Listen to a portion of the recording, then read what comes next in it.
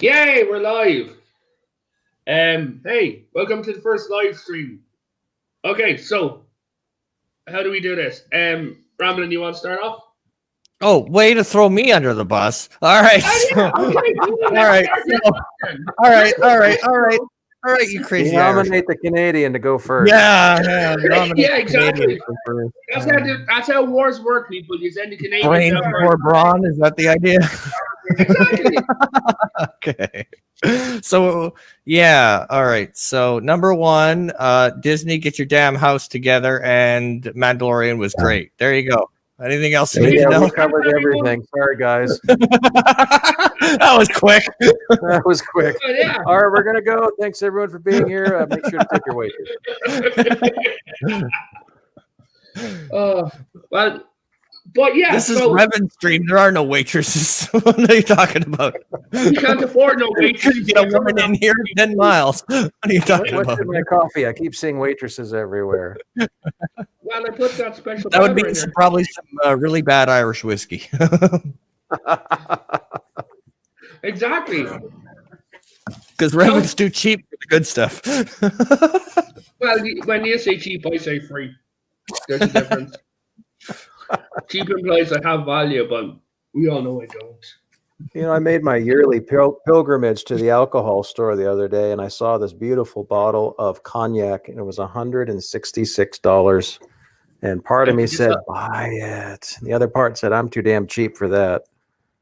And you just bought a can of 7-cent alcohol. It was cleaning alcohol. Don't tell my wife. Well, no, I'll tell your husband though. Remember, guys, it's not gay if you don't enjoy it.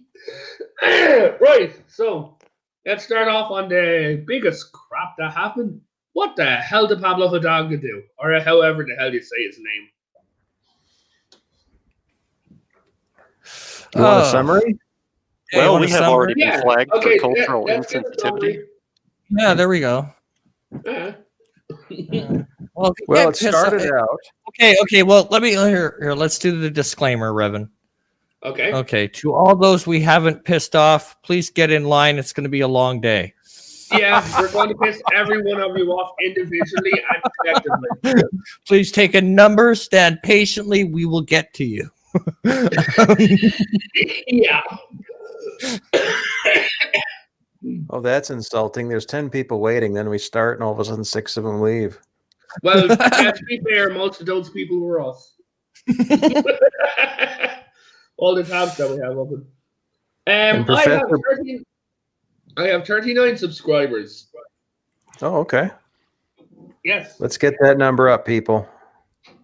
Yes, 1 million subscribers by tomorrow. We can't do it.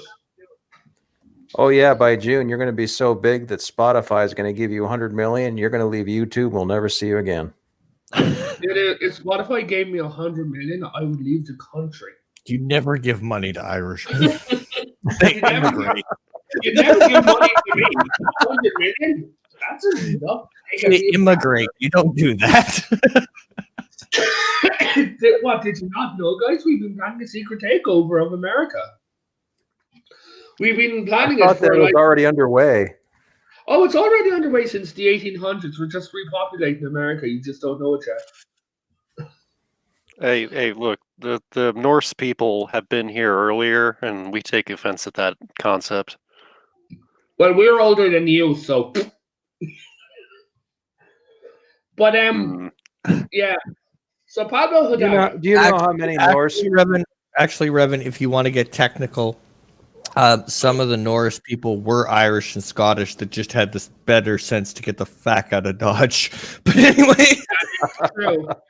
They came back and invaded their own countries. Technically, is that an invasion or just a family reunion? That went we'll go with family reunion. It's fun that way. Yeah, family reunion. It works. So, Professor Brainy Spec says, I just subbed, by the way. Thank you. I love you. In Common Sense America just retracted a message, so I can't read it. Oh, hey, Common Sense. That's my friend. He should be joining us when he's available. Okay, so basically, some little peckerhead who makes more money than he ever should be allowed to turned around and decided to make geez, fun that of a doesn't fan. narrow it down a whole bunch. But yeah, Pablo is an idiot. He decided that it's now bad to have an emotional response to something you see at a movie, which I thought was the whole idea. Yeah, I did too. I I thought that was the whole freaking idea of creating something to get an emotional response, whether it be, emotion, but some type of emotion. Yes. That is typically what a writer wants to do, invoke an emotion, whether it be good, positive, at least invoke an emotion. But apparently that in 2020 is now wrong. And we should not do that. I don't understand. I'm confused. Apparently, we should treat literature, movies, entertainment of all sorts a lot like math, where you completely suppress your emotions and just work through the logic of everything. And if we do that with Disney Star Wars, we're still going to say it's not any good. And that'll cause us to cry. That's the sad fact is now it's an insult because people say, oh yeah, the Mandalorian is Mandalorian, but if you hate something, it's Disney Star Wars. The sad fact is Disney has fucked up so much with Star Wars that there's now a contradiction between Disney Star Wars and Star Wars. Yeah. I was talking to Mythier Draco Argentis, and he had some very strong views, and it was basically that point, which is that Disney has treated the fans so badly that he has a hard time enjoying anything they put out, even something that's more than halfway decent, like The Mandalorian is. In fact, it's affected some of his love, I think, for the previous stuff. Yes. Honestly, The Mandalorian's a good way to go, but what I'm worried about is there's so much out there like that they've announced that Kathleen Kennedy is going to get her evil little witch claws into us, and it's going to rip an asshole into the stuff that Dave Filoni's been trying to build. Well, that's one of the things I've heard some talk about. People seem to think that, oh well, she's off of Star Wars. She's not going to be able to meddle in that anymore. And it's like, no, that is not correct. She's still going to be the person who chooses who gets to do what when it comes to Star Wars. For the most part, I'm sure that Filoni and others are kind of out of her reach at this point. But what about that Acolyte show that's being run? Isn't that the one being run by the ex Weinstein assistant? No, that's the books. That's the High Republic. That's the High Republic. Okay. Yeah. But still, that person's on that project, and so Star Wars is still going to be subject to her agenda. From what I have heard, there is like a non-binary and transgender in the High Republic, which means, folks, don't buy it. There's also going to be no wars and dinosaurs. Wait, the there's going to be dinosaurs. Wait, I can't wait for that. Dinosaurs in the New Republic, in the Old Republic. You didn't see that bit? No, I didn't. I thought that was a joke. No, they have it. Don't they have that one on the? It's true. The idea board twice or something. Yeah. No, they had the diversity twice and dinosaurs once. Okay, yeah. And the idea of a science fiction franchise putting dinosaurs on a spaceship, that has never been tried before. Doctor Who, anyone? That was sarcasm. I just wanted to reiterate the facts. I mean, do they even count as dinosaurs if they're supposed to be an alien species? No, that's like the race from Voyager then at that stage. Like, because if they're an alien species and they're dinosaurs, then we already have one of those asswads in I believe it was Attack of the Clones, who got killed in 2 seconds with the green lightsaber. Why don't they just bring back Jar Jar Binks and really let things burn? Because you're already here, Ramblin'. We already have our own Jar Jar. Misa hit the bubble gum and kick butt, and Misa all out the bubble gum. That's too good of a line for Jar Jar. Yeah. I was going to say, it's Jar Jar Abrams. That's how they bought Jar Jar back. I don't understand. I don't get it. They were so close with The Mandalorian. They were doing so good. All they needed to do was keep everybody like, I don't know what the hell. Disney, yeah, Disney is a big company, but I mean, like when I worked security, if you dared post your uniform, like just a picture of you in your uniform on any social media, your ass was fired. Yes. Because it depending on what you were doing, even as innocent as standing next to your Christmas tree, you, as long as you were in uniform, you were a representation of the company. So it was strictly forbidden. You could get like suspended for just having a picture next to your Christmas tree in uniform at home. Like, what the hell? So if a security company can do that, what the hell is wrong with Disney? They can't keep their damn ducks in a row? Exactly. Well, let's be honest. When Disney gets its feet and gets its hands into something, it usually goes sideways. I mean, as much as I loved Toy Story and things like that, the fact that we have like Toy Story 1, 2, and 3, now we have Toy Story 4, it's like, guys, you're starting to run out of ideas here. Please make something original. I mean, all Disney movies and Pixar are basically the same thing. Princess gets pissed off. Princess goes away. Handsome prince comes in to rescue her. The day is won. Not to mention Disney was doing that before them, which makes it even like Disney was doing that before them. So it really makes it, exactly repetitive.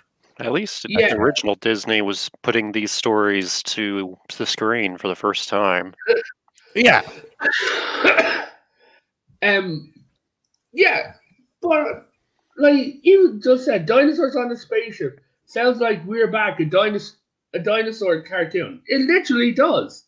And guess what, Eve? They're going to have lightsabers as well. Because that's what we need, a dinosaur with lightsabers. How are they going to hold if they have 3 fingers? Hey, it's going to be the baby from dinosaurs, and he's going to be slicing people going, I'm the baby, got to love me? Come on. Well, that is true. And start screaming, not the mama, not the mama. Yeah! As he's like hacking people with a lightsaber. There we go. Now I'm picturing the T-Rex from Toy Story with 2 lightsabers going, oh, my arms aren't long enough. Yeah, there we go. Yeah, just running around. But no, all you see is a recreation of the Mandalorian, and all the troopers are there. They're like, "What's going on?" You just hear in the background, "Not the mama," as they come down with a lightsaber. I have no idea what the hell Disney's thinking. Oh, and wait, also, they don't. On the subject of the Mandalorian, I'm actually somewhat concerned now that season 3 of the Mandalorian is going to be a lot. Grogu it's going to be a lot emptier. For those who haven't watched, this will contain spoilers for the Mandalorian. So just a heads up. Okay, but I mean, like, what they're basically the only route they've got, because they've basically written themselves into the corner, is the Mandalorian has to go to retake Mandalore. I think that's the plan. Nobody can get anywhere near Grogu because he's with Luke. Yep. Yeah, Luke's a god character, so nobody can get to Luke, get to Grogu. Nobody's going to be able to steal him away. So. Not to mention, to bring Luke in is going to cost them a goddamn fortune every time they do it. So unless what they do is they hire Sebastian, whatever his name is, Sebastian Stan. Well, they could have done that if they did that to begin with, but they didn't. Right? Maybe, they've already done. They've already showed you what Luke's going to look like if Luke's in the show. That appearance of Luke was not that expensive because that was a double, right? That wasn't Mark Hamill. Mark Hamill just did voice work. Yeah. But the thing is, you also have to pay them. Then you also have to pay the renderers. You also have to pay Mark Hamill to come back. Yeah, you do, but it's not all that expensive, compared to the rest of their budget. Well, that's true, but still, it's an added expense. From what I understand, they have cut the costs on producing a TV show with their method of production for The Mandalorian, so that might not be as much of an issue as it normally would be. I think that the Mandalorian, the way that they've been filming and things like that, I think that's a great idea, and I absolutely love their technology. Because if you think about it, if they used it on Star Trek, that could mean if they done a good Star Trek, you could basically do another Mandalorian, but Star Trek, but use the same technology. And you could cut the cost down from $500 million on Discovery. Did you not hear that? That the season 2 of Oh. Discovery ran over so much it came to like $500 million, according to one of my friends. Wow. Yeah, each episode came to an average cost of like $40 million per episode of season 2. That's just nuts. That is nuts. It is absolutely nuts. How many apart from me and Ramblin, because we're sycophants, have any of you two guys watched Discovery the whole way through? Not me. Nope. Okay. I was even nice, and I gave Revan a Christmas present because I'm a nice Yeah, person. I have to get you back, so I'm going to send you a rusty nail studded dildo. Why? Just because I made sure that you got to watch the last episode of Discovery early. Yes, Doesn't and I'm mean going anything. to take you to the future, and I'm going to let you meet your grandkids, and I'm going to go see kids. I'm a this very is what it looks like. I'm a very nice person. I made sure you got to watch it early. My God, and the fact that it's a two-parter again, right after another two-parter. Like, I know Doctor Who did that, but there was a reason. Doctor Who did that. They were winding up with that Doctor and shit, but it's just absolutely stupid. Oh, finally, here we have him. Everyone, welcome to the stream, NB Geeks. Hey, dude. Did you start early? We We started did. early. There's a lot of Oh, you people started waiting. early. Okay, that's okay. I get it now. Now I was like, Yeah. okay, now I know why the YouTube was taken down and the new link. I didn't catch the time. I must have missed it. I figured out how to get my StreamYards to sync up to my YouTube. So No, you're fine. You sent the new StreamYards out. yes, Here's a little tidbit on that. When you send out, you're going to do a StreamYard thing, or you're going to Yeah. even send out a link to your YouTube channel, make sure you specify the time, because I found a lot of times some people are like, oh, I would have been there. Well, not many, because I'm a small-ass channel. A lot of people are like, oh, I was here, but I would have been here, but, I didn't know the time. And they didn't click on it. And that's okay. I understand. We're all busy. Fuck, I'm tired as hell. I didn't sleep worth a shit last night. So what do we got here? We got Revan, got Ramblin' Canuck. I don't know how to say the first part of this, so I'm just going to go with Pike, because I know Captain Pike. And, Just hey, call me I'm Zeb. sorry, I'm going to go with Pike. I'm like, I can't pronounce that. Just call me Zeb. Okay, Zeb I can work with, because I know Zeb from Star Wars. Actually, completely unrelated to that Zeb. No, I know, but it's kind of cool. he's not Zeb's great nephew's first cousin's wife's son. What does that make us? Nothing. Okay, good. Thank you, Revan, for knowing where I was going with that reference. You're very welcome, dude. I have the movie behind me. I see your Schwartz is bigger than mine. Now let's see how you handle it. Ugh. Parrothead, hail in. Hey, Parrothead, great to see you again. Old media guy, thank you very much. If you all want to, anybody who's not, come over, see my streams. I do normally right now, my current platform is I do it on the weekend. It generally is myself and another person on Twitter. Way Too Many Beers, also known as Jack Beers. But man, we have so much fun. Yeah, and Revan, you know the fun because you were there the last couple of times. I do, and I'm planning to be there on Friday again. Not Friday, Saturday. Oh well, I'm offended now. Well, Did you since Well, you have, I only have time to put those particular ones on Friday and Saturday. I do have to work with my co-host's schedule, and I live on the East Coast. He lives on the West Coast, A positive and candor. 3 hour difference does make a big problem in I have a this question world. for you, NB. Yeah, sure. Do you mind if I throw a Fire Fabro petition into your Discord? Yes. Hey, dude, can you post that in the chat as well? Why would you fire Favreau? Not Favreau. What did he Not do? Did I miss Not something? Fabro, not Fabro, the other guy. Sorry, Oh. my brain is gone. I've been doing like editing since 6 o'clock this morning. Pablo. Rambling. You're talking about Pablo, right? Yeah. Oh, shoot that all over you want. I've been doing that. The only reason I haven't sent more is I had to go do other things. Life got in Okay. the way. But I felt like I'm like, okay. I feel like as one person, I've done as much as I can. Every time a retweet comes up, I repost it. I'm like, we're small Oh, channels, shite. I can't. but we are backing this guy. Okay, I gotta go into this. Go I ahead. was just watching a little bit of YouTube, waiting for this to come on. I didn't know it was going on earlier. No big deal. And I was like, as I'm watching it, okay, I'll give you an example. I saw the Mandalorian season final in the morning because spoilers were going all over Twitter, and I'm like, I just closed my laptop and I'm like, okay, I've got to watch this before I even go on streams or talk about anything because apparently something happened.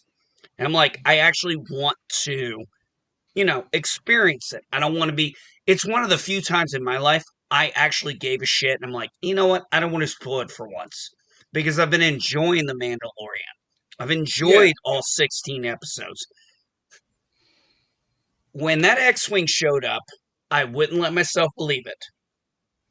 When I saw the fighting style actually, let me back up here. When I saw the robe, it's like, no, I'm not going to let myself go here. Then I saw the fighting style. I'm like, okay, this is still impossible. And then I saw the green lightsaber. Okay, I still would not let myself. And then I saw, and I swear to God, I think they did this intentionally, Revan. We didn't talk about this. But when it was the glove and the green lightsaber, and they purposely made sure we saw that. If that didn't tell you that was Luke Skywalker, I don't know what the hell would have. I lost my shit when I saw that glove with the green lightsaber. Yes. Oh and I my only God. lost my shit a little more when Luke took off the hood. And I saw some idiot somewhere goes, what? He was able to take all those out without seeing them? I said, did you never see episode 4? He goes, what the fuck are you talking about? I'm like, with the blast shield down, I can't see. How am I supposed to fight? Your eyes can deceive you. Don't trust them. And a person was like, what the fuck are you talking about? I'm like, you clearly, and I just left it at that because I'm like, you clearly don't know Star Wars because you sure as hell don't know Luke Skywalker. Yeah, I mean, Luke Skywalker was even trained blindfolded with the helmet on. So he's used to fighting like blindfolded. My God! But when I did see that glove, I just went Skywalker. I said the thing. Well, Revan, you were on the stream, weren't you, with me and Jack when we did our 2-hour stream, and I was like, when I saw that moment, so happy. Oh my God! If you guys have never seen me get emotional in a beautiful way. Oh my God, that one video where it was like we were talking, we were streaming, we're talking. I was like, I said the same thing to Revan. Said I would not let myself believe this. I was not going to let myself believe this. I was just like, nope, I'm not gonna buy it's Luke because I'm like, I can't believe that it would be possible. But the glove, the green, I'm like, and then I was like, it's fucking Luke Skywalker. That's it. I know it. And then when he took off the hood, I was just like, I was like a lot of people. I screamed like a little fucking bitch. I woke up half my fucking family. I woke up half my family because I was screaming so fucking loud. Hey, Bo. Hey, Bo. Hey, doing? Bo, it's been a Hey, while. How you Bo. doing, buddy? I haven't seen you in a while. Pretty good. Visiting family here in Mississippi, man. Out here in the country. Well, that's awesome. I actually got family here that came down from Indiana.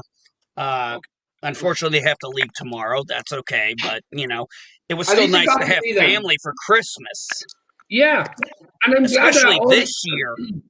Exactly. Let's be honest. This year sucks ass. It So does. getting to have family, if you get was any fun. family to visit, that really is a beautiful thing. It is. It absolutely is. I didn't have any visitors or anything like that this year, but my country's a shithole.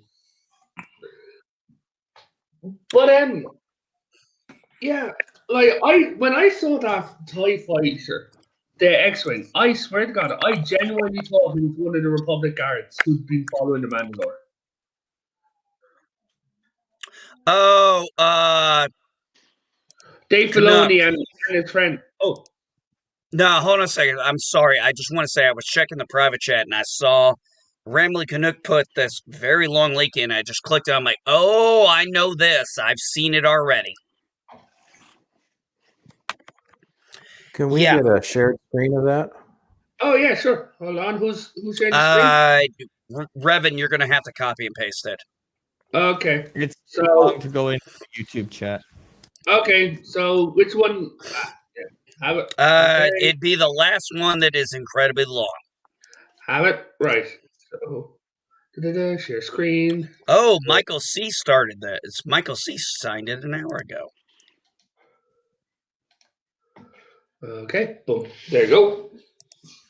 Yeah, that was You know started what? by Loki. Yeah, that is exactly what I'm talking. You know what pisses me the fuck off is, I'm gonna say this even more, is not the people defending the disagreement. Okay, fine. Pablo Hidalgo has had a history. Okay, I've read books by him. He has been an asshole to fans of Star Wars since the acquisition of Disney. He has been a dick to a lot of us. This, I think, just turned out to be a line in the sand for a bunch of us because we're like, okay, you want to insult me? I got 100 viewers. What do I care? Old Man Media, anybody else. You go after the biggest YouTuber who promotes Star Wars. The guy has 2.7 million followers. That's beautiful. I remember when I first got around to a show, I think he was maybe at 500,000, but he was still the biggest YouTuber I was following at the time. Well, let me rephrase that. The independent YouTuber. Because, that's what I mean. I'll put it this way. Most of those subscribers are the 16 to 25 market that supposed Disney is going after. And now, as I said earlier, what they've done with this, if they don't act on No, random. Hold on a second. I'm gonna hold you off here before you go. I'm gonna say this, Revan. Random, you need to go through that full scenario you said earlier.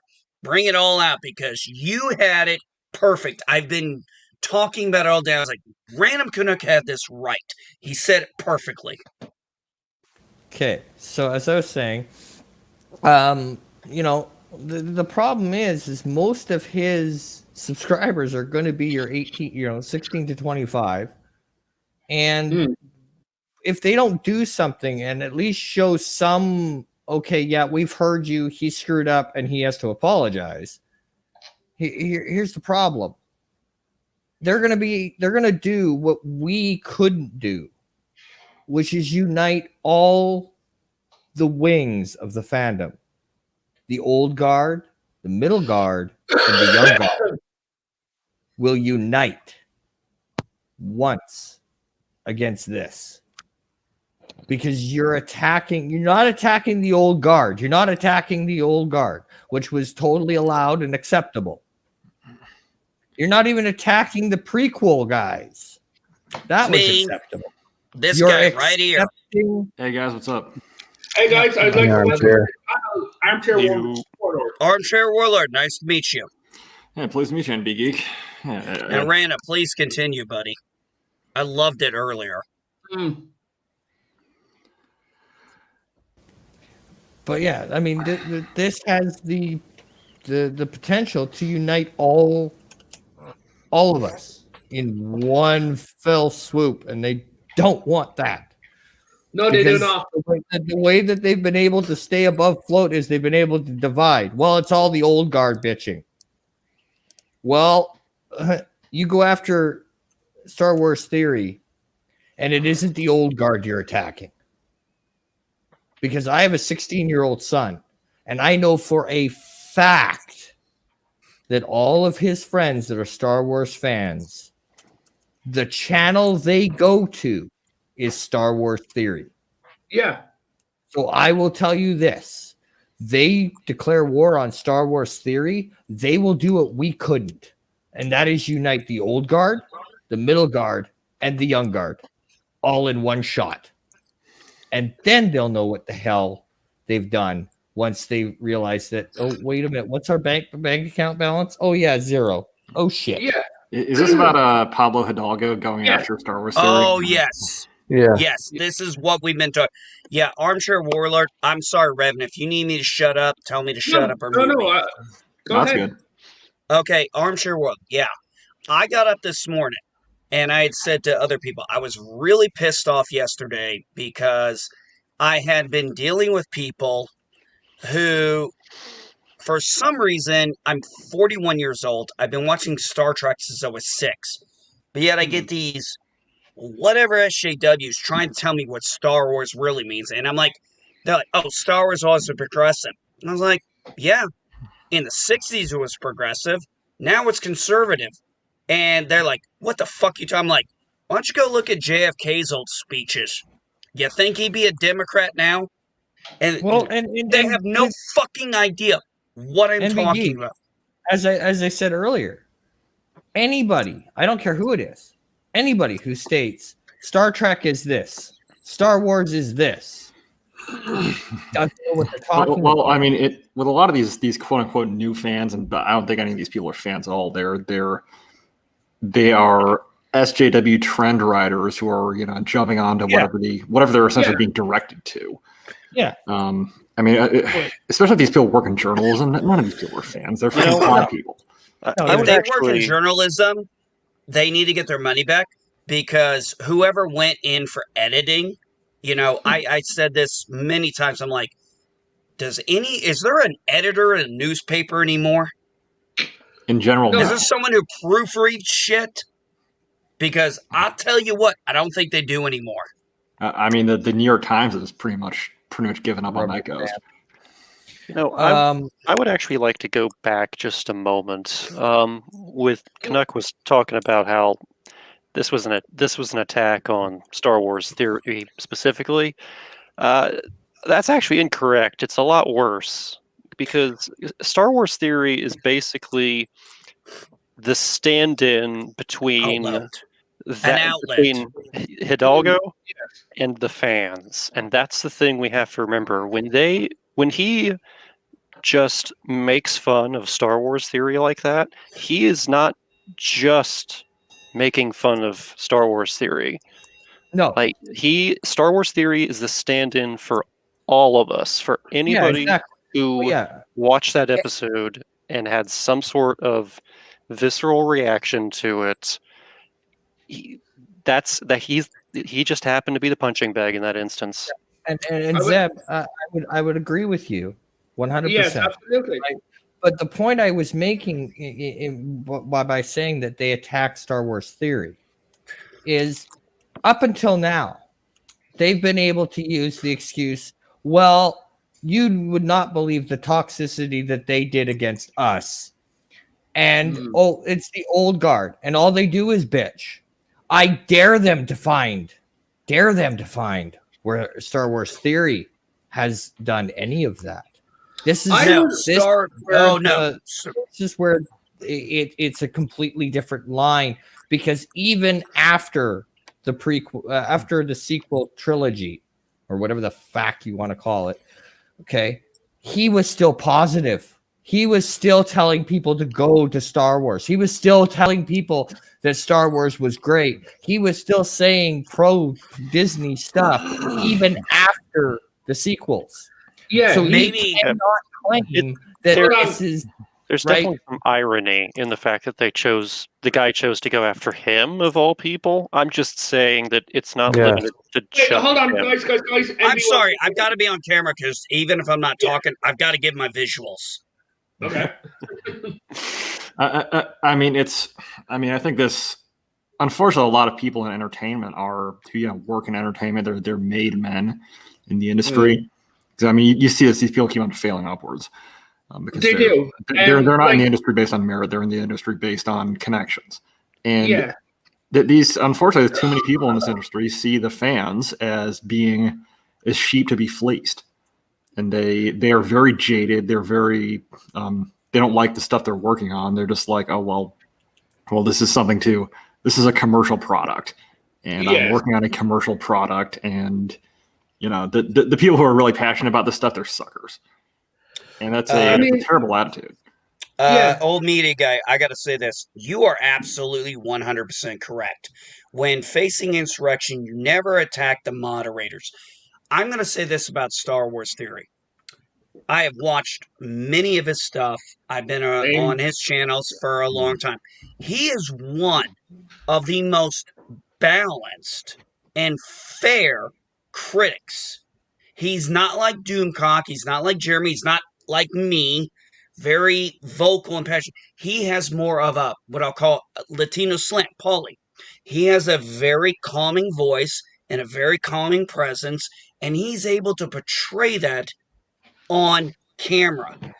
So when I hear people say this was fake, I've watched this was a fake reaction. I'm like, I have watched a shit ton of his videos. I never always agreed with him because I'll never always agree with anybody. Exactly. I don't think anybody ever should. But I was like, okay, he could give a valid point of view argument. And that's what I've always respected about him. He can give a valid point of view argument, pro or con, for or against. And he got, and I doubt Pablo Hidalgo knows this, that's Star Wars Theory's hero. I didn't even know this, but he looked to Luke for inspiration when apparently he was going chemotherapy. I didn't even know that. I'm like, me neither. Wow, what a fucking, and that made me fucking want to Ghost Dad, for those of you who don't know the reference, but some of you will, most of you will. I do. I wanted a Ghost Dad, Pablo. Yeah. I would have beat his ass. No, I think genuinely, and you can disagree with me with this, I think Pablo should lose his job for this. He is in a heavy fan base. The fans are required so much for Star Wars to succeed. And he has attacked a guy who has a platform that can hit out to 2 million of them. If he turns around and he says, you know what, guys, don't watch Mandalorian, don't do anything, he could damage the brand if he really put his weight to it. I could believe, yes, he could. But I don't think that would be his type of thing. But no, he could if he gets attacked enough. I mean, we've seen this again and again with, I mean, the one of the key components of get woke, go broke is what is part of the process of getting woke? It's part of you have to condemn the old fans. And again, I mean, this is how companies lose money. They alienate fans. They alienate people who have a lot of influence over fans, and they start thinking, we've got this huge product we're marketing where we have so much market cap, and we can just milk this. And the weirdos who actually like it, they're suckers. Well, remember that old. What's that? There's an old saying that says the first generation of a family makes the money, the second preserves it, and the third loses it. They spend it all away. Well, now we have corporations that have been going on so long that perhaps we're at that third generation, or at least an analogy of that, where you have people say, no, this corporation's been around forever. We'll always have these jobs. I'll always have my pool. What the hell do the fans matter? Oh, I mean, I think Disney's exhibit A on this. Old Man Media and anybody else, are you familiar? Because you just basically kind of did it in a very smaller version. You familiar with the Tytler cycle? Because that's the Tytler cycle right there. I'm not. Well, Look up the term. Go look up the term Tytler cycle. It talks about what a civilization will do. In fact, I'll pull it up. Okay. You'd be amazed. While people are Googling, I wanted to point out the fact that, again, you have this guy going after somebody who's having this visceral reaction and making fun of him. Even if it's fake, why would a company not want that? It's like this analogy I made earlier with people playing scary video games and having these crazy reactions. It's advertising. It is. So even if you look at it from that angle, he's just being an incredibly poor businessman. I mean, it's amazing, really. So here's the Tytler cycle. Tytler's theory sets forth a cycle every democracy goes through, which goes like this: bondage to spiritual faith to courage, courage to liberty, liberty to abundance, abundance to selfishness, selfishness to complacency, complacency to apathy, apathy to dependence, and then you go back to bondage. That is the Tytler cycle. And like I said, you did a very simplified version of it, but it fits. That's why I said the Tytler cycle, because that fits what we're talking about. When you have people like, okay, I'm going to use this as an example. Batman and Robin, universally despised. The producer, the actor, George Clooney, all said, yeah, we screwed up. We made a mistake. We understand your anger. We get it. They understood why people were upset with it. And, I don't mind him saying, I didn't know there were nipples on it until I saw the movie. Okay, that may seem strange, but maybe he just didn't notice. That's so minute. I was like, you know what? I can buy it. Could be busy. He's got to get that fucking suit on and everything, get the eyeliner and everything in place, and then go out and do his acting. And one thing I always try to remind people about actors is just remember, chances are they'll see the final product about the same time you do. They're not given everything that goes into that product. They're only given their portions, their stuff, and then they do sometimes 3 takes, 4 takes. They change up things. They don't know what's going to get edited and cut out and what's going to be kept in. They're not part of it. They're not the editor. They're not the director. Yeah. They have no business. They go in, they do their acting job, they get a paycheck. It's why I'm less harsh on actors when it comes to that. That being said, when Brie Larson got a fucking award and was like, I don't want to hear what a 40-year-old white man thinks about A Wrinkle in Time. It wasn't made for you. Okay, if you're saying a movie isn't made for someone, then why are you bitching about it? Because it's pretty obvious we're not geniuses. 80s. Mm-hmm. What did most men go see? Science fiction, horror, action movies. What did women go see? Sci-fi drama, sappy love stories, things like that. What did the men do? Normally we compromise and maybe got a sports movie out of it. Little sappy romance into the sports, the hero story, and we're like, okay, that was the compromise. Well, I'd like to go back just a little bit, and see, there's some people that their fandom is 1 or 2 different things. Myself, I'm kind of a Heinz 57. I'm all over the freaking place. Star Trek, Star Wars. But one of my oldest fandoms has always been wrestling, which is, if you say that now, gets everybody laughing at you. But that's by design. Okay? It is sad when CBS, Disney, and most modern companies run by the WWE playbook. And that may sound shocking, but if you ask any wrestling fan who was around for the early days of WCW, WWE, through the Attitude Era, through everything to date. Now, Everything Gremlin Canuck, I just want to ask one question. What now, MB Geek? WWE, or did you mean WWF? Because The same company. It's the same company. I know that. Era.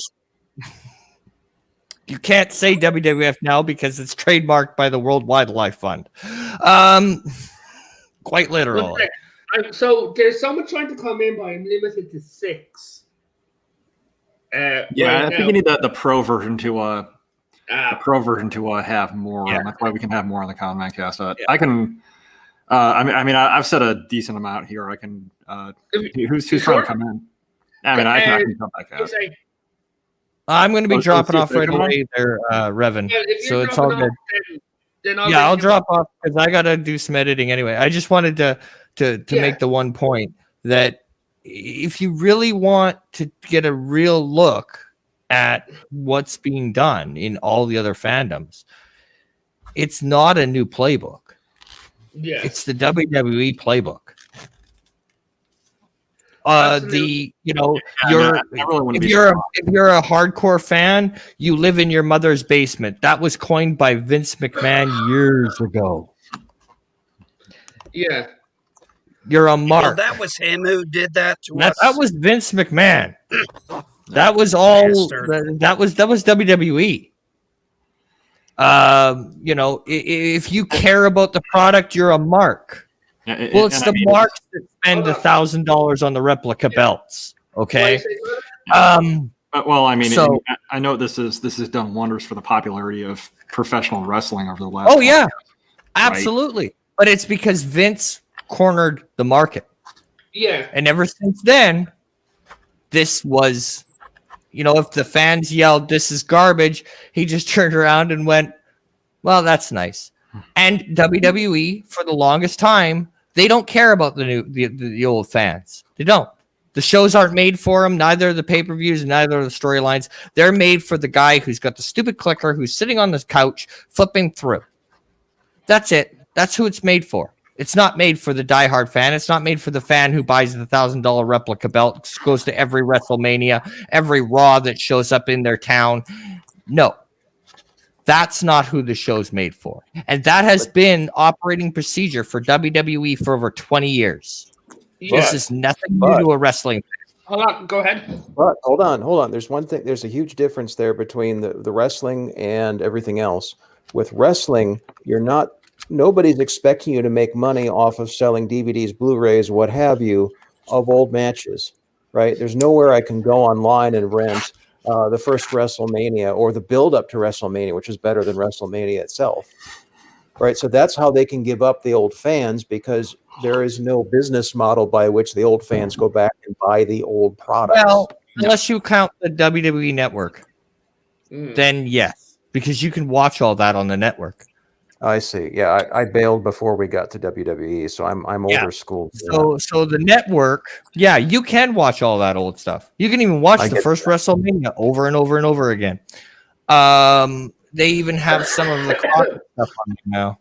But anyway, with that said, I'm gonna head out. I got like another 6 hours of editing to do. So peace, guys. Wait a minute. How did you go from 10 hours of editing to 6 hours of editing? I've already done 4. And the last 8 hours. Because I've done 4 on 2 different videos. And one of them this morning. Okay, well, hey, Rambling, before you go, I apologize for interjecting there. I do apologize. Not a problem. I'm really tired. I didn't get when I asked about WWE and WWE, I heard you say WCW, WWE, and I was just it's the same company. Just nowadays, had you been depending on what era, had you been a fan back when it was still called WWF? Yeah. I didn't know how far back your fandom went. Oh, I can tell you about Crockett. So that's where I was going with the question I can because tell you about back when there used to be, several or WWWWF, but that's besides the point. But Yeah, Rambling. I miss Andre and the Go Macho and edit. Man. yeah, I got to go edit before I don't have a show. Before I don't have Get radio. get CSA on here. Yeah. All right. Okay. Thank you, Okay. guys. peace out. Later, Have a Canuck. good one, Canuck. Oh, Mountains of Elysium. Hey, Hello. welcome to CSA. CSA, hail. Hell, y'all. How y'all doing? I'm Good. doing good. What's up? Doing good. CSA, these are the I girls, was a girls, common sense guy. CSA. Yes. This is Common Sense America. Oh, You can't. You're Irish. no, he's Common Sense America. Ireland has His- no common sense. His patriotism Okay, shines like now a I flame gotta bar. ask. I gotta ask an important question now. Okay. Common Sense America. Yes. What state do you live in? Florida. Oh, thank God. Thank God. Okay, cool. Florida man has entered the chat. Pretty much. My alias I is just Florida want to man. make sure. I just want to make sure. I live in South Carolina, Ah. but I'm a But as I like to refer to myself as, I'm a refugee from the People's Republic of either Chicago or Cook County. Take your pick. And I live next, and here's how much I got to see Chicago. I could get to the Arch in 15 minutes. And I was on the Illinois side of the border. Okay, maybe not 15 minutes, but you get where I'm going there. So on the weekends when all the shootings were happening, did it just sound like fireworks going off? No. None of that made local news around here. The only time the news was ever interesting was when we were trying to figure out when our governor was going to go from being the governor to going to be inmate number so and so. That's a long tradition in Illinois politics. Is that the government leaves office in handcuffs? Very true. And Well, I remember when you were. That's why. Hey! Why do you think they pardoned so many people at that last minute? Right. In any event, guys, I think we're at least ostensibly supposed to be talking about Star Wars here. Reverend, get back on track. And the state of nerdom in general, but we had a talk originally. But yeah. But speaking about nerdom, my God, CSA understands. The latest Star Trek Discovery has literally made me not want to do Star Trek Discovery anymore. This episode was so fucking painful. My God, man. This is not Star Trek. Dude, I could list several moments in season 2 that would have made you say that. No, this is the moment that made me say that. Really? So you're just coming to this conclusion now. Yes. So the whole line in the second to last episode of season 2 of Discovery, when they're like, whatever the random chick that they found in the starship that was marooned, they're like, oh yeah, she's working on a new idea for some kind of like space catapults. Like, Did you just say space catapults? It was something like that, but basically it's like space catapults because they're trying to develop like weapons to fight off Section 31 and Control. Yeah. And I'm like, space catapults. That is astonishingly stupid. Okay. Hey, Revan. Ship they're mobile. Hey, Revan, got a question. Go ahead. Can I give the people in here who don't know me, because there's several, what kind of Star Trek fan I am? Of course. Just so when I get to that Discovery stuff, it'll make all sense. Go ahead. 6 years old, Star Trek: The Next Generation comes out. I'm watching it on the TV when it comes on. My grandmother can't stand Picard. She grabs me, takes me downstairs to the basement, which is a completely furnished basement. And she says, and I'm like, what's going on, Grandma? She goes, I want to show you something. I was like, okay, what's going on? She goes, well, you saw that show up there, Star Trek, right? I said, yeah. I mean, she called it Star Trek. I mean, the word Star Trek Next Generation hadn't really, or TNG hadn't, taken root at the time. And I was like, yeah, sure, okay. So she opens up this personal closed VHS box, and I mean a wooden box. Every other movie is completely out in the open. I can see, and I'm talking 5, 6 bookshelves of VHS tapes, top to bottom, double stacked. So give you an idea. I'd never seen these. She's like, okay, I'm gonna hand you this. She pops it in. She sits down. I watch Where No Man Has Gone Before for the first time. I watched TOS and TNG literally at the same time. So I was asking questions of my family because they were all Star Trek fans. I said, okay, why is this different from this? I was a child. I was asking questions. I was asking child questions. What's up with Data? Oh, he's an android. Okay, what's an android? Oh, why does the guy from Reading Rainbow have a visor? Have this clip on? Yes, I recognized who he was. That's what I said. I was like, why's he got that little girl clip thing down in front of his face? I had to ask these questions. When I was a kid, I used to pretend that I was Georgie the Forge by putting my sister's hairband over my eyes. Oh, we all did that. Yep. I did it. I did that with my mom's sister, headband. but I had a family member who had one, and I did it too and looked at myself in the mirror. Can I just go ahead and interject one suggestion? Yeah. Okay. One suggestion that I have is when you start this story again in the future, don't start it off as my grandmother took me down into her basement to watch her secret movie collection. That might be a red flag for I'm going to tell you that, Pike. That may because you started no. It's okay. You could see all the movies, and I'm like, no. It's okay. No, Pike. It's completely okay that you went there. I totally understand that.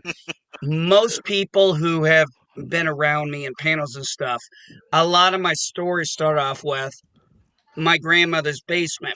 Now, I know to some people, I didn't even think about it back then, but I can understand how that might sound creepy. But the basement was literally in my home, the place of wonder. I spent. Dude, I had a place of wonder. I mean, there were all these movies. I was watching. NB, I'm with you. I know I'm not getting into that. I'm staying out of this battle.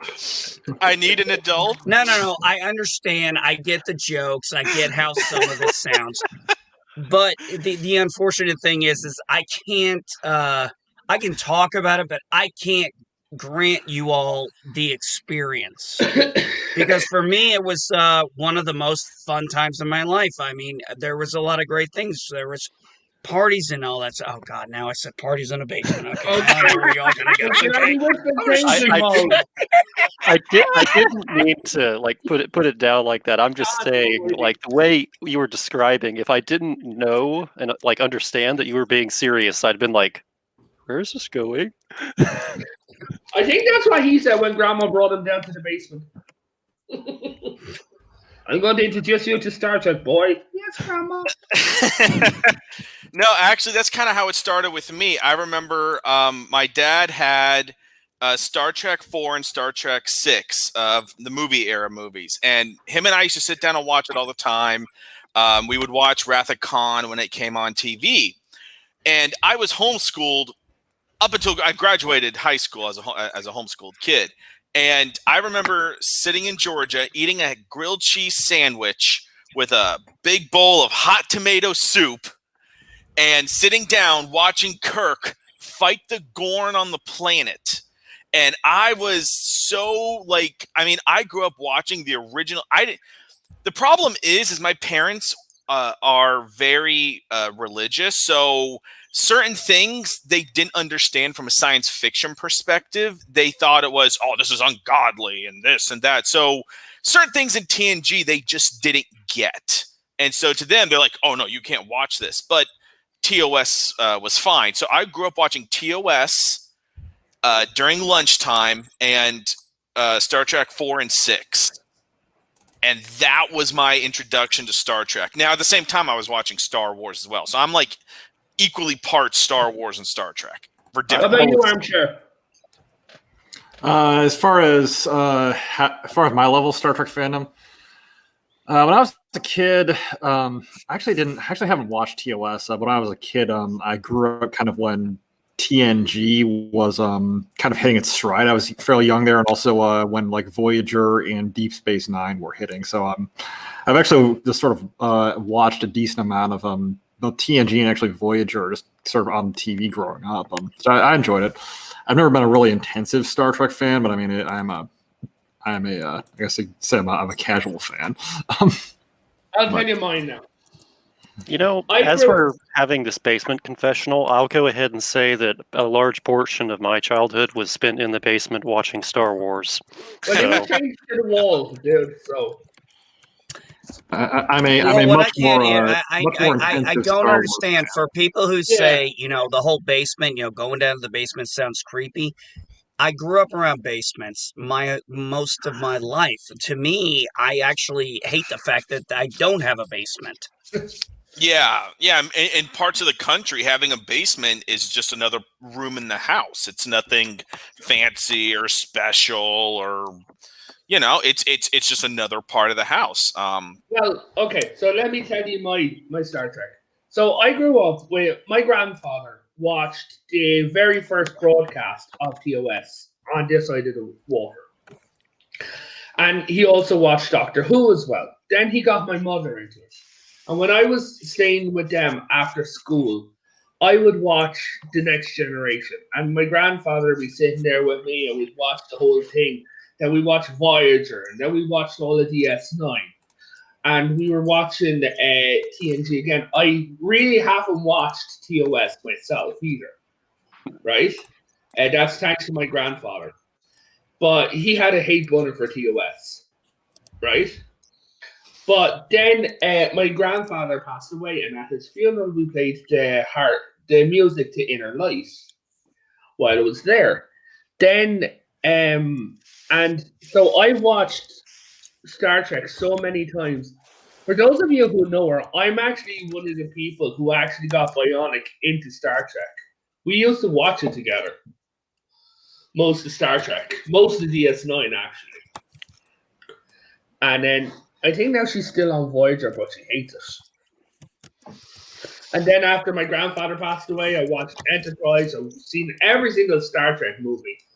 All of them. And I began to watch Lower Decks, but then none of us continued that on.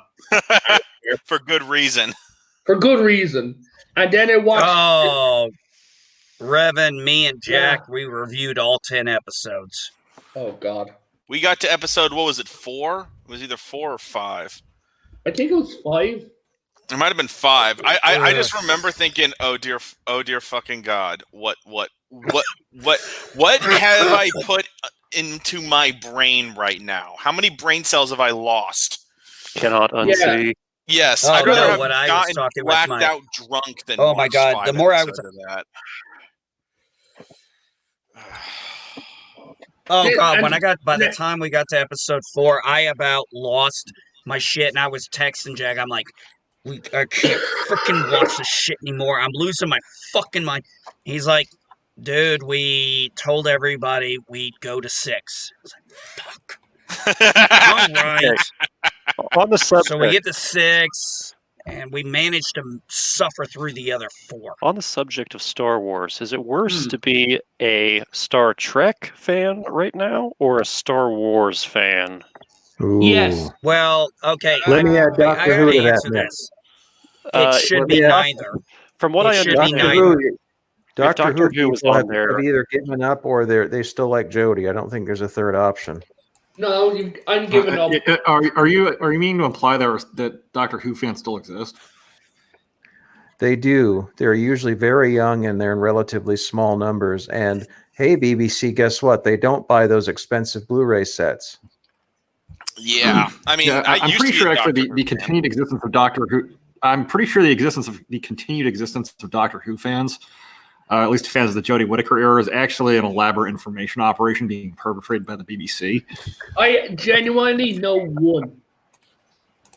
My Dutch friend Roxanne. Are you sure they're not being paid? No, she's not. It's my Dutch friend Roxanne. She loves that Doctor Who. She bought all the episodes of it recently. I would say, as a fan of both genres of Star Trek and Star Wars, now granted, Star Trek I got into when I was 6 years old. I didn't get into Star Wars until I was about 15, 16. So it was right around when the special editions came out and then the prequels. So that's one of the reasons I've always been a prequel defender, because my comprehension of those 6 movies is actually within the span of a very small time frame. Whereas I understand, because I saw it in the sequels, I didn't get my frickin' Luke Skywalker we'd all begged to see, but thankfully, hey, Revan, let's piggyback to that. Okay. What'd we get in that final? There was a little cameo there, little small cameo. I think he was a minor figure in the originals. Did anybody else hear about this? You mean like the 7 minutes that made me bawl like a fucking baby? Yes. Or the 7 minutes where I woke up almost everybody in my house because it was 7 a.m. I was screaming like a little bitch. Yeah, no. You mean the 7 minutes that I accidentally triggered my hunting dog into thinking that I was attacking him? No, I remember when I first watched the episode. I woke up at 7. I look at my phone and I have 5 messenger notifications from Revan, and he's like, "Dude, have you seen Mandalorian?" It just says, "Have you seen Mandalorian?" Next message, "You have to see it. You gotta check out the ending. You gotta check out the after credits scene." And I'm like, "Oh dear fucking, what the hell is going on?" So I put my phone down because all the YouTubers were already putting out videos. So I just put my phone down, grab my iPad, fire up the Mandalorian, and I watched it. And I was dead tired. So I'm watching it, and all of a sudden that scene pops up, and that X-wing flies in, and I'm like, "No, they wouldn't dare." And then you see the cloak. I'm like, "No, Kathleen Kennedy would never approve of this." And then all of a sudden you start seeing the green lightsaber. I'm like, "Well, there's other Star Wars characters that probably fly an X-wing and have a dark cloak and a green. Oh God, are they actually?" And then you start seeing him fight. And then I'm like, "Holy shit, is this real? Like, I'm not just that tired where I'm imagining this." And then all of a sudden, you see the door open up, and you see fucking Luke Skywalker as he should have been. What we've been clamoring for as the fandom for, 30, 40 fucking years? Oh, I was bawling like a baby. I was bawling, and then he takes the hood off. I was sobbing so much I had to pause it, grab a bunch of tissues. I was sobbing happy. You know what's the best thing about it? That costume genuinely looks like something that you're going to see so many Luke Skywalker cosplays thanks to this scene. Yep. And it's going to be fantastic. And also, they've also announced, ladies and gentlemen, that they're making a Force FX Ultimate Combat Darksaber, and I am buying one. You want to hear something really sad nice. about what happened with me with that last episode? Go ahead. Being the server admin that I am. Oh, no. Yeah. I was not happy with that. Hey, NB, he is the server admin for Doomcock. Oh. I'm an IT network guy, too. But I'm retired at the moment. I got to get my Security Plus credits recertified by July. So I finally got the Cisco ITA stuff downloaded. Just Discord, no actual tech stuff involved. He's his Discord admin. But yeah, I was going through the messages and I was like, why'd this guy go ahead and blank out the literal entire thing? Son of a bitch. I think that no one whatsoever. No warning whatsoever. I was not happy. Yeah, that's the Oh, guy, that's blocking out the mic. Yeah, I'm sorry. What? That's the Baby Yoda I bought my wife for Christmas. Oh, Envy's got one too. How much This are they? is and what where do my I get wife them? got me for Christmas, old man media. Oh, yeah. Oh, our same old media model. guy. This is what my wife got me for Christmas. How do Nice. I? How I'm much just are gonna they? say this about Baby Yoda. As I love Baby Yoda. Like I am hashtag Baby Yoda for life. The problem I do have with Baby Yoda is that he overshadowed the Mandalorian throughout 2 seasons. So that's why I'm wondering what the hell are they going to do with the show without Baby Okay, Yoda? so Whoa, wait. Hold on, guys. Hold on. Time out here. Common Sense America, you got a good point, but we still need to hear from Pike, old media guy. Warlord, you and Revan already talked about the experience, right? yeah. No, Okay, Warlord, I think we do. and Common Sense did, so let's go with Pike, media guy, and I'll pull up the rear and then we can, go Okay. back to that. Let's keep the structure going there for you. Is that okay, so- Revan? Yeah. So okay, Pike, you go. Oh, well, yeah, I mean, watching it was great. Like I said, I already had that little spoiler ahead of time, which I was not happy about. But, it was also really funny just watching the family be like, what's up with that one ship? They didn't get it. They didn't get it until he took off the hood. And it was pretty priceless, but, Mm-hmm. it was really good to actually see him finally be put on the screen kicking ass. I mean, that's all we've been asking for how long now? Yeah. 3 decades. at Yeah. least. At least, exactly. And we got screwed out of 3 movies. Yeah. Yeah. I think Media Guy is on the phone at the He moment. is. So Yeah. we'll go to. Okay, so- I'll go ahead. Yeah. So we get to this point. I have really enjoyed The Mandalorian from the beginning to the end. I've been talking about it. I've been socializing with people. And we talked about the connective tissue, the flow. Every reason why he has to go somewhere makes sense. All the decisions that go around to what he's does to the end of that all make sense. They all make perfect fucking sense. And it Yeah. flows perfectly. And if they had been able to, you could really just look at this as one season split into 2 parts because it's one big story arc, but it's paced beautifully. Somebody said, I don't remember who said this, called it a minimalist show.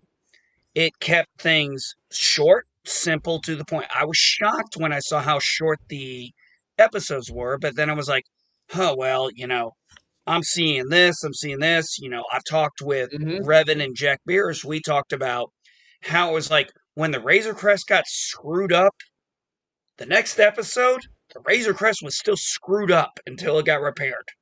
Unlike Voyager, where somehow that ship made it 7 years and doesn't look anything bad except for the Year of Hell. So that's a rant there. But we get to this point, he's got a mission. Why is he going there? Because he's going to save Grogu. Why is he getting Bo-Katan? Because Bo-Katan wants the Darksaber and she wants Moff Gideon. Makes sense why she'd go back. Fleck, and by the way, I really love the fact that they brought Fleck back. Or Fennec, sorry, not Fleck. Fennec, yeah. Yeah, Fennec. Really love that they brought her back. She is a fantastic actor. And so we get to that point. They get on the mission. They go okay, he has a light cruiser. It's looks like Clone Wars era. Okay, Yeah, it's fine. an Arc-10's light cruiser. Yeah. And it is, we get there, they go through, they do what they have to do. I like how they did say, used to have a crew of so much, now it can perform on barely that. I was like, well, yeah, that ship is probably that old. I've seen that happen on many military vessels. Technology advances, upgrades come in, you need less people. Made total sense No, to me. it didn't say can. It just says it now has a crew a fraction the size. But okay, I might have misheard that. So we get to the point, they're on the ship, they're going Mhm. in. I love how, and I was watching some backstage stuff on YouTube.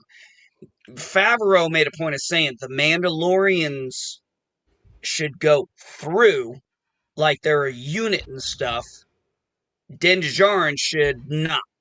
So that's why Din Djarin was separated from the other Mandalorians for a lot of that scene, because he was like, he's not going to be if he goes in there, it looks like he's part of a member of the. If he went in there the same way they did, they just said it would look like he's a member of the team, and he's not. So we don't want to portray that like they just. So there was a lot of thought into how they did that. And then you get to the point, the dark troopers get activated. Den gets damn near his ass kicked. The only thing that saves him is his Beskar and his whistlers and his flamethrower. But that was one. He jets them out. Fortunately, they come back, and this is we can go into the dark saber fight and everything, but that's choreography. I thought it was great, but let's get to the more important stuff, because that was just a little like people were like, why'd he turn his back? And I was like, because he knew he was going to screw him over. He wasn't stupid. It's like he knew this was a bullshit parlay. He's just like, he wanted to make sure he was in front of the child.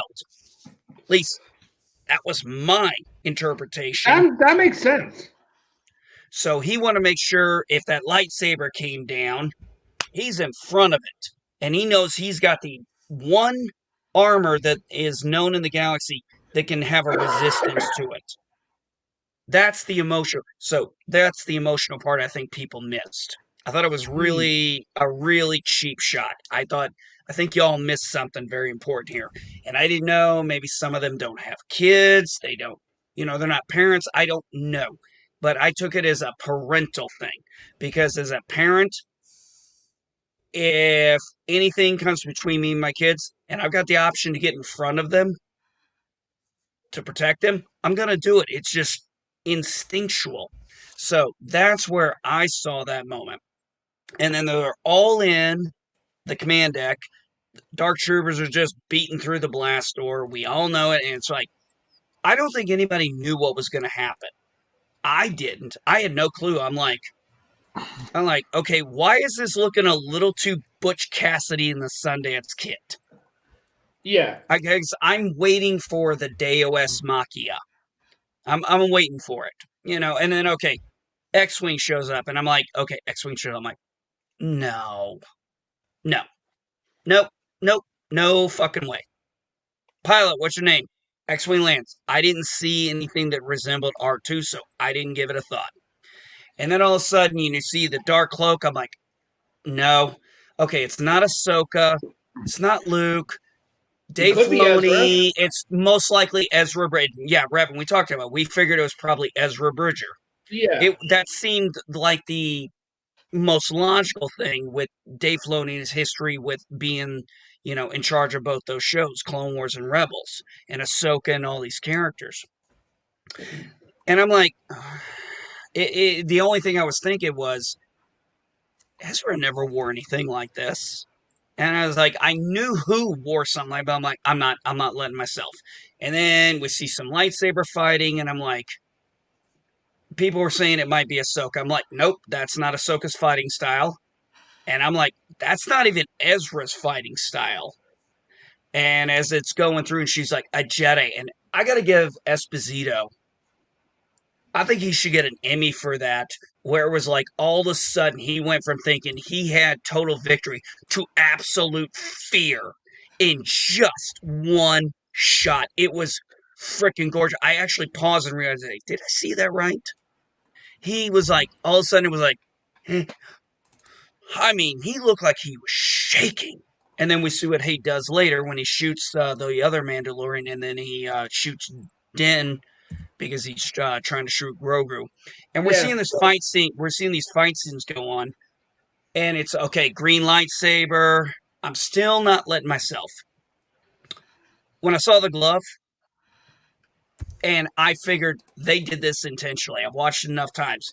They had to have done that intentionally. Because it's Well, of like, course they okay, did. we teased you enough. Here's the glove.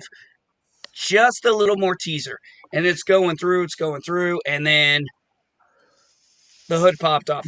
And the one fucking thing I thought was so funny, some idiot actually said, how the hell did fucking Luke Skywalker fight like that with his no eyes?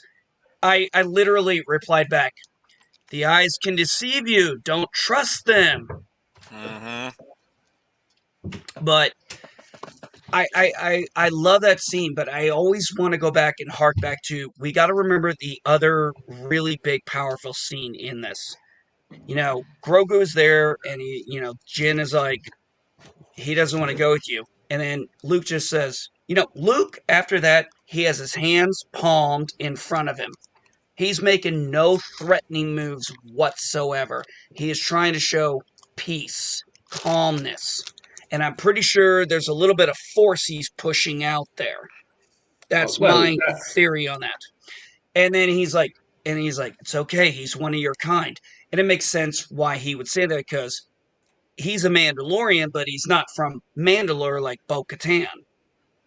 So he understands that whole thing with your kind not necessarily being your species.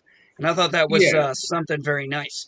And then he was like, he says, I'll see you again. And then Grogu just kind of touches.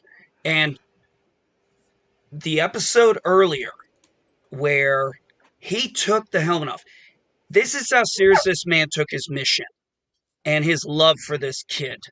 He went and took his mask off. Not only took his mask off, had his mask off for several minutes. Interacted with people with the mask off. And yes, exactly. And then gets on the, then we flash right here, and he just pulls it off, and Grogu just gives him that soft touch, like just, I want to, a way of saying, I want to make sure I remember you. Well, and it kind of had a little, I thought, a little Darth Vader taking his mask off. It was, exactly. But you see, realize, that's exactly what happened. Luke Skywalker witnessed a father looking at his son with his own eyes for the last time. Literally what Vader done with him. Josh, you want to tell us why you felt during this scene, because you weren't there? Because Andrew, you weren't there, bud. Which scene? The end scene of Mandalorian. Are you talking about post credits? Is that what you're talking about? No. No, not the post credits. The actual last scene with Luke. Oh yeah, well, I mean, kind of like what I was talking about with when I was crying. For me, I honestly didn't believe they would go there, because we know Kathleen Kennedy just likes to take everything that happened pre-Disney acquisition and just use it as toilet paper to wipe her ass with. Okay? That's what she likes to do with it. Because the only movie that I feel like they showed any element of reverence to, again, pre-Disney acquisition was Rogue One. Yes, it had some issues. Yes, some people were pissed off. It was not Kyle Katarn. Those issues aside, that was the only movie I felt like they gave any reverence to actual Star Wars. Mm-hmm. But aside from that, the sequel trilogies and Solo was just one big shit Sunday. That's all it was. And to see Luke in that moment, and again, this wasn't old man Luke. This wasn't Luke where he was kind of figuring. No, this was fully realized Jedi Luke Skywalker. Yeah, that's who this was. Let me raise my brightness up here a little bit. There we go. That's who this was. This is the Luke that fans wanted to see. This is the Luke that we wanted to see in the sequel trilogy as an even more powerful Master Jedi, still a badass motherfucker, but much wiser and tamer, but yet still could unleash the beast side if he needed to. Seeing this Luke it's like a double-sided coin for me. Because this is the Luke I wanted to see for years. But until they do something with the sequel trilogy, they retcon it in some way, we know this Luke turns into the Luke from The Last Jedi. Yeah, That's sadly. the only thing I'm Hey, trying. Revit. It's Yo, I got an idea for that. Go Since ahead. we've been talking about Mandalorian, and Common Sense America brings up a really good thing. The argument has been they're going to push the sequel trilogy into alternate kind of a timeline. Legends thing with the Yeah. Ahsoka series. Okay, I've heard all the fan theories and everything. I always said this. I said, I think, Lucas, hey, sweetheart, are you still on my baby Yoda? My daughter my 10-year-old just stole my baby Yoda. You saw that. You saw that. 10-year-old stole my baby Yoda. Uh-oh. I don't even know why she came in here and got it. Because it's It's Baby almost Yoda. like it's almost like Disney's made a product for once that people actually want to buy. I know. Right? Oh my God, who would have thought? Astonishing. I fucking want the Baby Yoda. Okay, I hated. Okay, context here when it comes to the sequel trilogy for me.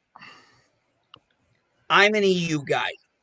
I have books and comics of the old EU. I don't have everything. I can't be a completist. It's too much. But I have a lot of things. I've got the Young Jedi Knights. I've got Yuuzhan Vaught, the new Jedi Order, Legacy of the Force. I have Fate of the Jedi. I actually thought, I think it was called, you can take the baby Yoda. Okay, give me back. Oh, thank you. I love you. Aww. And, well, here's for me. Kylo Ren.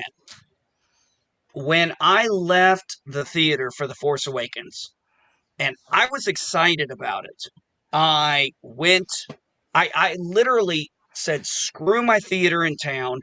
I went an hour's drive to an IMAX because it had the earliest premiere I could get, which was 9 o'clock in the morning, and there was about 75 people with me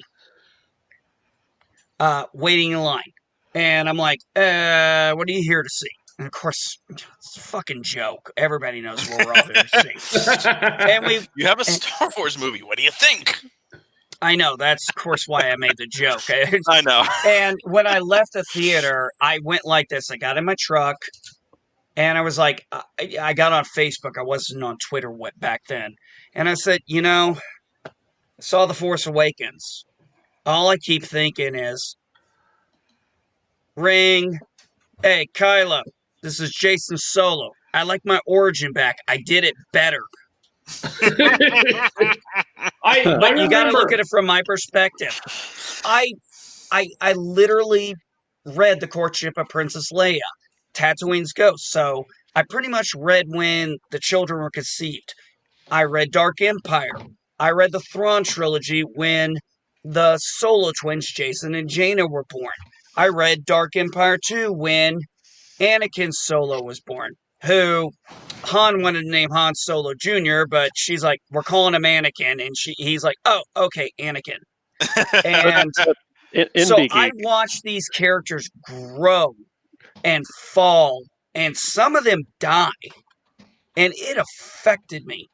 I left The Force Awakens. I know a lot of people enjoyed it. I felt nothing. I really felt nothing. But Indie Geek, you make it sound like there was material that they could draw from, and Kathleen Kennedy was very specific when she said it's not like they had a whole library of material and inspiration to pull from. Astonishing, right? It's almost like these people are. I'm gonna get a little loud here because I need to make sure you can hear me. It's almost like these people are hacks, right? Oh, Right. completely another hack. Kenobi, Lando, Han Solo Adventures, the Hutt's Gambit, Paradise Snare, Rebel Dawn, the Force Unleashed, Death Troopers. Are you telling me that Kathleen Kennedy lied to us? I'm telling. I think Kathleen Kennedy didn't know anything about what she was in charge of. I am crushed. The Jedi Academy trilogy, Yeah. Legacy of the Force, the Legacy comics, Republic, Dark Times. I'm crushed. It sounds like Kathleen Kennedy lied to me. I'm not necessarily sure Kathleen Kennedy lied. I'm not saying to you. she lied, but I've got a lot of evidence to say she did. Oh, I'm flat out calling it. She lied. I mean, her nose is so long right now.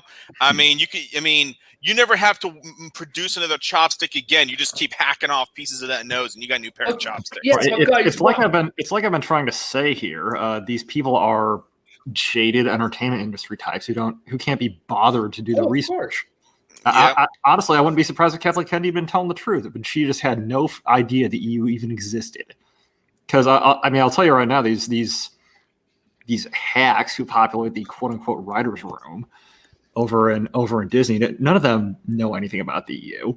They probably read a little bit of Wikipedia and they think it's they pirate some stuff off of that. That's about their extent. Yeah. Then ask them about canon, and watch them say, "Oh, none of that EU was ever canon. George Lucas never approved any of that." I distinctly recall way back in the day a little book called Vector Prime, and it killed off a main character in Star Wars. Now, granted, it took a freaking planet to do it, or a moon. Sorry, not a moon. Yeah, a moon impacting the planet. But they had to get permission from George Lucas. Mm-hmm. I know what character you're talking about. Yep. Chewbacca. Yep. And I knew about that before I read the book. Because the spoilers were all around my freaking geek community and back in school. And this is the 90s, for God's sakes. And I got the book, and I'm reading it. I know this is coming. I'm dreading it. I'm turning pages slower and slower. And then I know it's about to happen. And then I get to the point, it happens.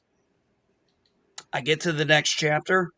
I'm like, grab my bookmark, put the book down, went out to the backyard where nobody could see me, and I had a fucking cry. For words on a paper. Well, I mean, when things touch you, they touch you. But here's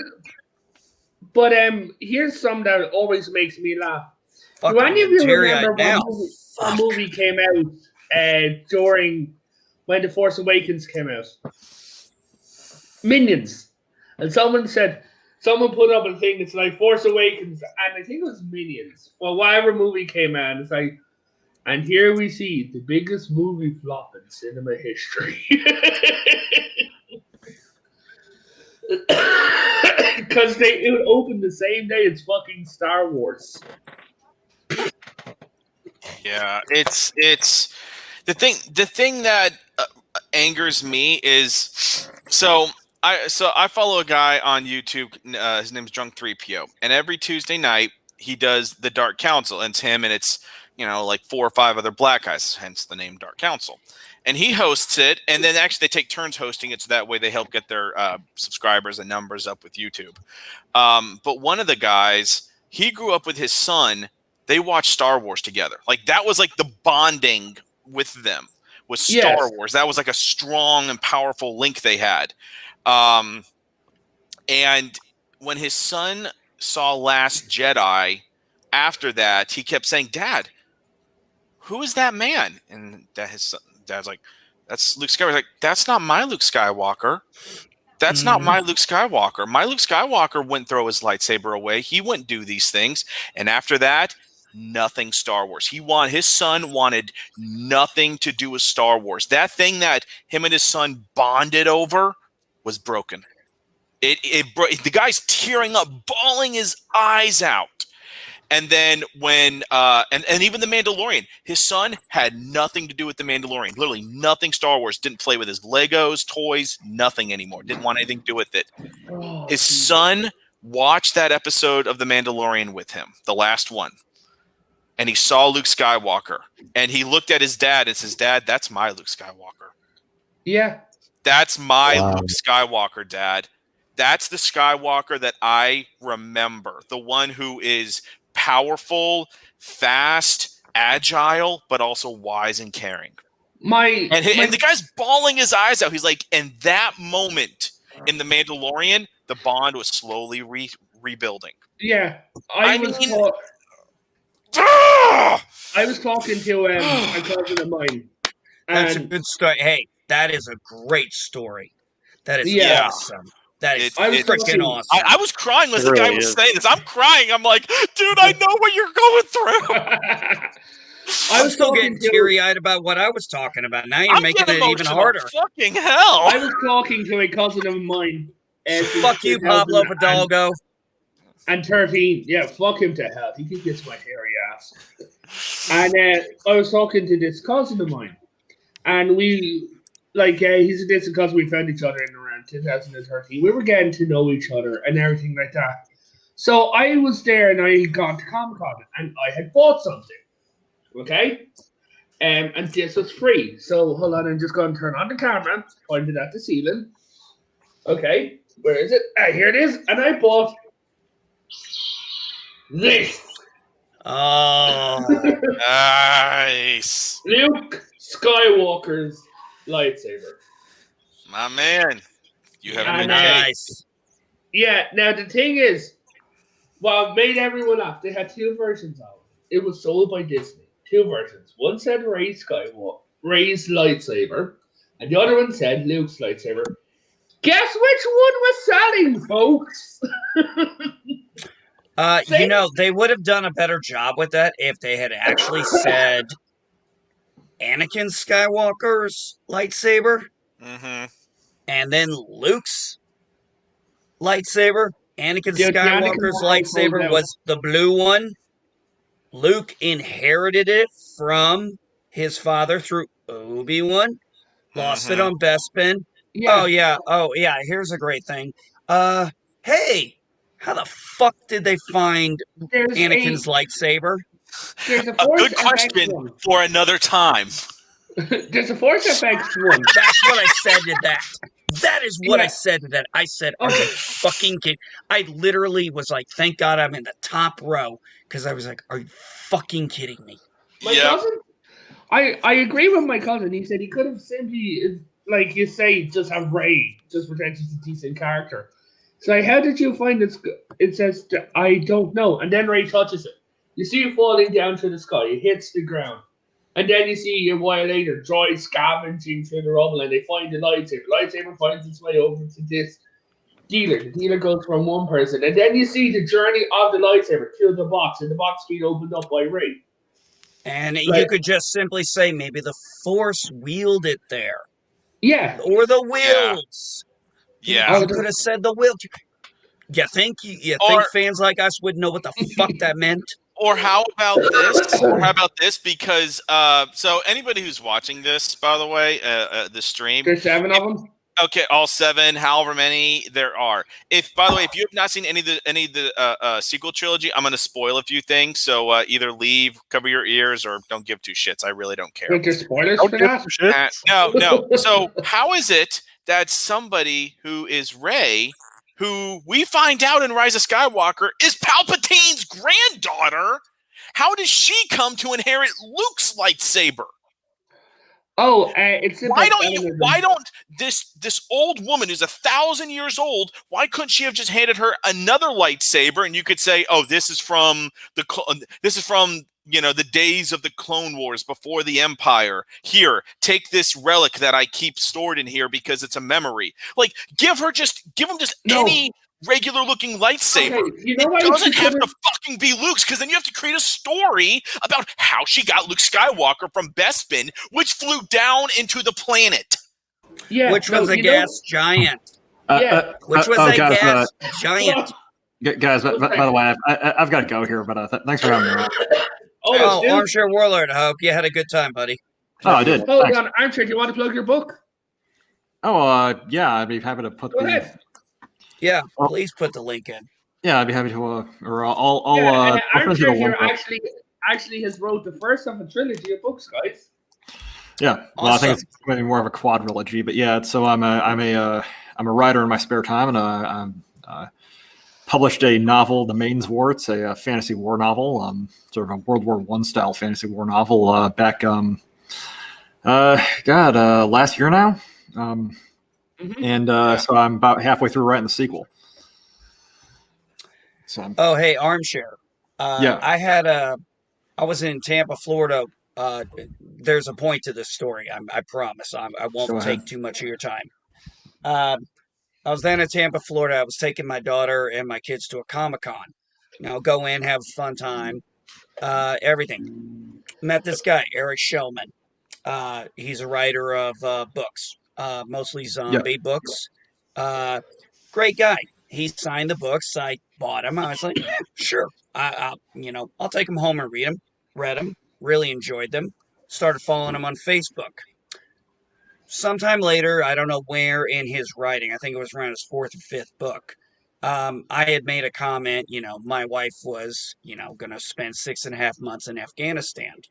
And he made the comment, he got back with me privately, and he was like, hey, I want to make a character based around your wife's likeness.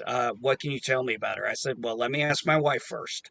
So, ask my wife. She's cool with it. I give him a description. And my wife is very tiny. She's 4'8", brown haired, short brown hair, freckles. Jeez. That's my wife. And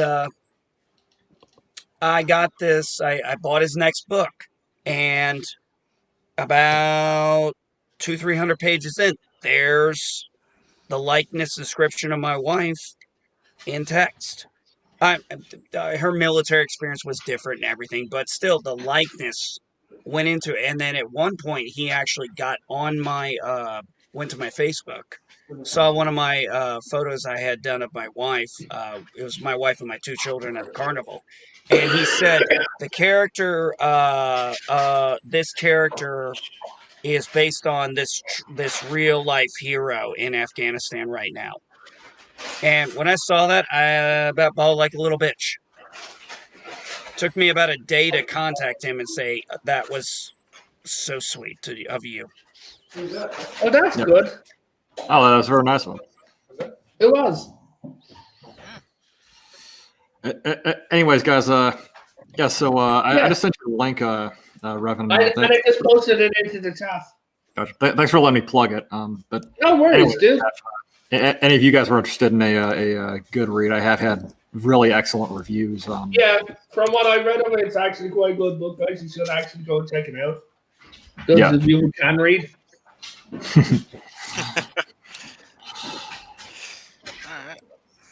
But anyways, guys, thanks for having me on. I just bought. Hey, man. Oh yeah, I just bought your book. Oh, thank you. Jeez. Yeah, Amazon has that nice one-click Kindle thing. Yeah. I happen to own a Kindle. Okay. Kind of works out for me. Gotcha. Well, in that case, I hope you enjoy I think I'm going to buy Ready Player 2. Nice. Thanks, man. All right. Armchair, we'll talk to you later, brother. For sure. Yeah, we'll catch you later in Discord, bud. Gotcha. See you guys. See you. Yeah. Oh, take care, Armchair. Oh, by the way, if anybody ever questions my honesty, because there's something I hate ever being called, is a lie. Not you guys. If anybody ever watches this and says I'm calling bullshit, I can either pull it up on my fucking Kindle. I can pull up the confirmation number right now that is sitting on my screen. So no, not you, but anybody who ever sees this, when I say something, I fucking mean my word. Or I will do my damnedest to keep it. Well, and if I fail at it, I'm going to do my fucking damnedest to fail spectacularly. People who serve like you guys, and a lot of the guys that me and CSA know, when they give their word, that means a lot. Yeah, you want to talk about, people say, oh, well, he lied to you. I'm like, yeah, that's why I'm not forgiving this. It's like, what's the big deal? I'm like, do you understand? I was like, have you ever been betrayed? Like, Mm, you that's the way a lot of us look at lying. It's a yes. betrayal of our trust. And it takes so much to get our trust. And the more it gets broken on us, the less we give it out. Well, Yeah. I had my trust broken and shit like that, and yeah, I'm not pretty when I'm angry. But you know what what I think would have been better? Just Ray opens the box and there's a lightsaber in there. It's a black lightsaber with a little golden tilt on it, and you see freaking Maz Kanata, and you hear the fact that Maz Kanata worked on the Death Star, okay, and she was part of the cleanup crew, and just say that she is a Jawa, just say that's her race, okay, and they were using Jawas because they're small as cleanup. So after the whole, before it exploded and everything like that, she decided, you know what, I'm going to steal something worth money. And she walks in, and there's a lightsaber on the ground. And she picks it up and she takes it. And she's had this for years, and it is Palpatine's lightsaber. There is no. That would have worked better. I mean, you'd have to work on the story because, like, oh, here's a lightsaber on the ground. Like, I don't think Palpatine is just dropping lightsabers. No. You look at the way he was picked up. He was picked up on his side, and the lightsaber's just hook onto your side, and it's up his sleeve, and his hands were already out. So you could put down that when Vader threw him up in the air, the lightsaber came off his belt. Hey, look at it this way. It's the beginning of a better outline than what we got. Fleshing it out is what, should have been done. Something like that. And let's be honest. There's so many things that could have been fleshed out better. I still can't get over how they turned the most interesting character, the most interesting new character on Star Wars from the first movie, The Force Awakens, and then basically made him the butt of fucking jokes in the next two movies. They could have done anything. They could have canonized. Now, who am I talking about, people? You're talking about Finn. Oh, damn right I'm talking about Finn. Finn. You know what? Finn. Fucking Finn. Yeah, Finn. You know what Finn is only known for? Ray! He's screaming Ray. That's the only thing he's known for. I'm pretty sure the only reason I liked Force Awakens was because of Finn and the possibilities with that character, and then they just blew it into the wind like a freaking fart. I mean, I'm going to say this. When he picks up the lightsaber and, Ren is like, he's like, that belongs to me. He goes, come take it. Okay. Yes, I fully believe Kylo was toying with him. That doesn't mean he wasn't going to put up the best fight he could. And he had, people were like, how can he wield a lightsaber? I'm like, he was a stormtrooper. I was in the military. Okay, melee combat is something we do practice still. Mm-hmm. Not with a freaking sword or anything like that, but a bayonet, learning how to make sure we use our rifles as blunt instruments, in case we run out of ammo. These are actual techniques we are taught. So I don't care if he works in the sanitation department. I worked in the con department. I knew people who worked in the supply department, the food department. Guess what? We all still went through all the same training every freaking year. Yeah. So that's where I got annoyed with everybody bitching about it being sanitation. Okay.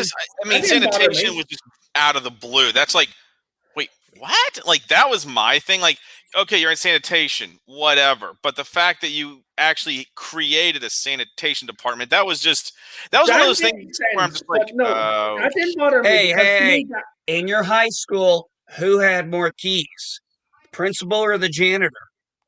In my school, the janitors were women. Like literally, doesn't matter who had the keys to everything. Can we take a moment to appreciate the fact that they sent a janitor out with a presumably elite strike force on this mission to pick up was it Poe? It wasn't Poe. It was information for the that ship or the information on Luke. That's what they were coming for. Yes. I'm talking about the opening of Force Awakens. No, that's what they were we're coming talking about. for. Oh, okay. They're coming for Yeah. the thing that was inside the BB-8, not Poe. Did they know that Poe himself had it? Yeah. Oh God! Now I just thought about a plot hole here. Oh, Hear no, me out on of this one. many. Go ahead. No. Just hear me out on this one. I never thought of this. Okay. Why the hell is Kylo looking for this one piece of the map? Are you telling me that somehow the Resistant had all the pieces and the First Order had all the pieces? Because if you remember when they actually got the map and they looked at it, it wasn't just a set. There was only a section of space, but then it also showed the nebula and the exact planet. Because otherwise, it's just a space map. This showed the exact planet that he was on. Like it went through the nebula and everything like that. It's stupid, but it was actually useful. But still, they sent the janitor out Yeah. on a presumably elite strike force mission. I mean, Yeah. Yeah, you don't do that. Yeah, you No. don't do that. I mean, the thing with Well, it is Finn- the Empire or the First Order, so it's not like they gave two shits about their stormtroopers. That's true. I mean, because Yeah, they were I gotta children. They go were here. brainwashed children. it's like Okay. We will I see I you gotta later. go here in Okay. a sec. Okay. I got to No go worries. here in a sec. So I just wanted to pass off this one idea to you about what they could have done with this trilogy. It's pretty clear that Finn had some force awareness, it just wasn't as good as Rey's. So how about they do this? Say Finn is good, but not as good as Rey, and Rey is good, but not as good as what's his Kylo. name? Kylo. So in the first movie, Finn tries to take out Kylo and fails. The second movie, Rey tries to take Kylo out and fails. And the third movie, you have a Jedi Master, i.e. Luke, say, look, you're just going to meet people in life who are better at you than whatever it is you do. It's just going to happen. So consider this. Instead of you taking him out or you taking him out, why don't you work together instead of being, trying to be the badass that just single-handedly wipes out the worst Sith in the galaxy? And they kind of look at each other and realize, yeah, if we work together, there's nothing this guy could do because we're just too smart for him when we work together. That would have been a much more interesting message, especially considering the original trilogy, episodes 4 through 6, was all about this one-on-one confrontation between Luke and Vader. And now here's the sequel trilogy saying, no, we're going to change this around. It's teamwork sometimes works better than solo action, pun not intended. Yeah. Oh, geez. And you managed to tell us that outline in, 2 minutes? About 2 minutes, 3 maybe. minutes? Yeah. I mean, it's Now, did not sound better than what the fuck we got? It did. Yeah. It did, and I would just even add this into it because you have the whole First Order and the Resistance, which technically they weren't actually the Resistance until the Hosnian Prime system, which they just randomly pulled out of their ass, was destroyed. Then they actually became the Resistance. So what if you had the Resistance? Not because the problem is they gave him a base and then they gave him a few ships. What is there air in space? I'm just going to ask this question. Okay. No. Okay. No. So if there's no air in space, why were they having to deplete their fuel? Well, I in don't Star know, Wars- but spaceships do expend fuel. in No. But Star what I'm saying Wars- is, Hold on. Good Um, Zabit's trying to explain. So one of the things that kind of explains how this works, and I only recently started looking up details on this, is the Star Wars galaxy appears to have this thing called the ether. Mm-hmm. Basically, it's a immaterial substance which basically applies in atmosphere physics to space.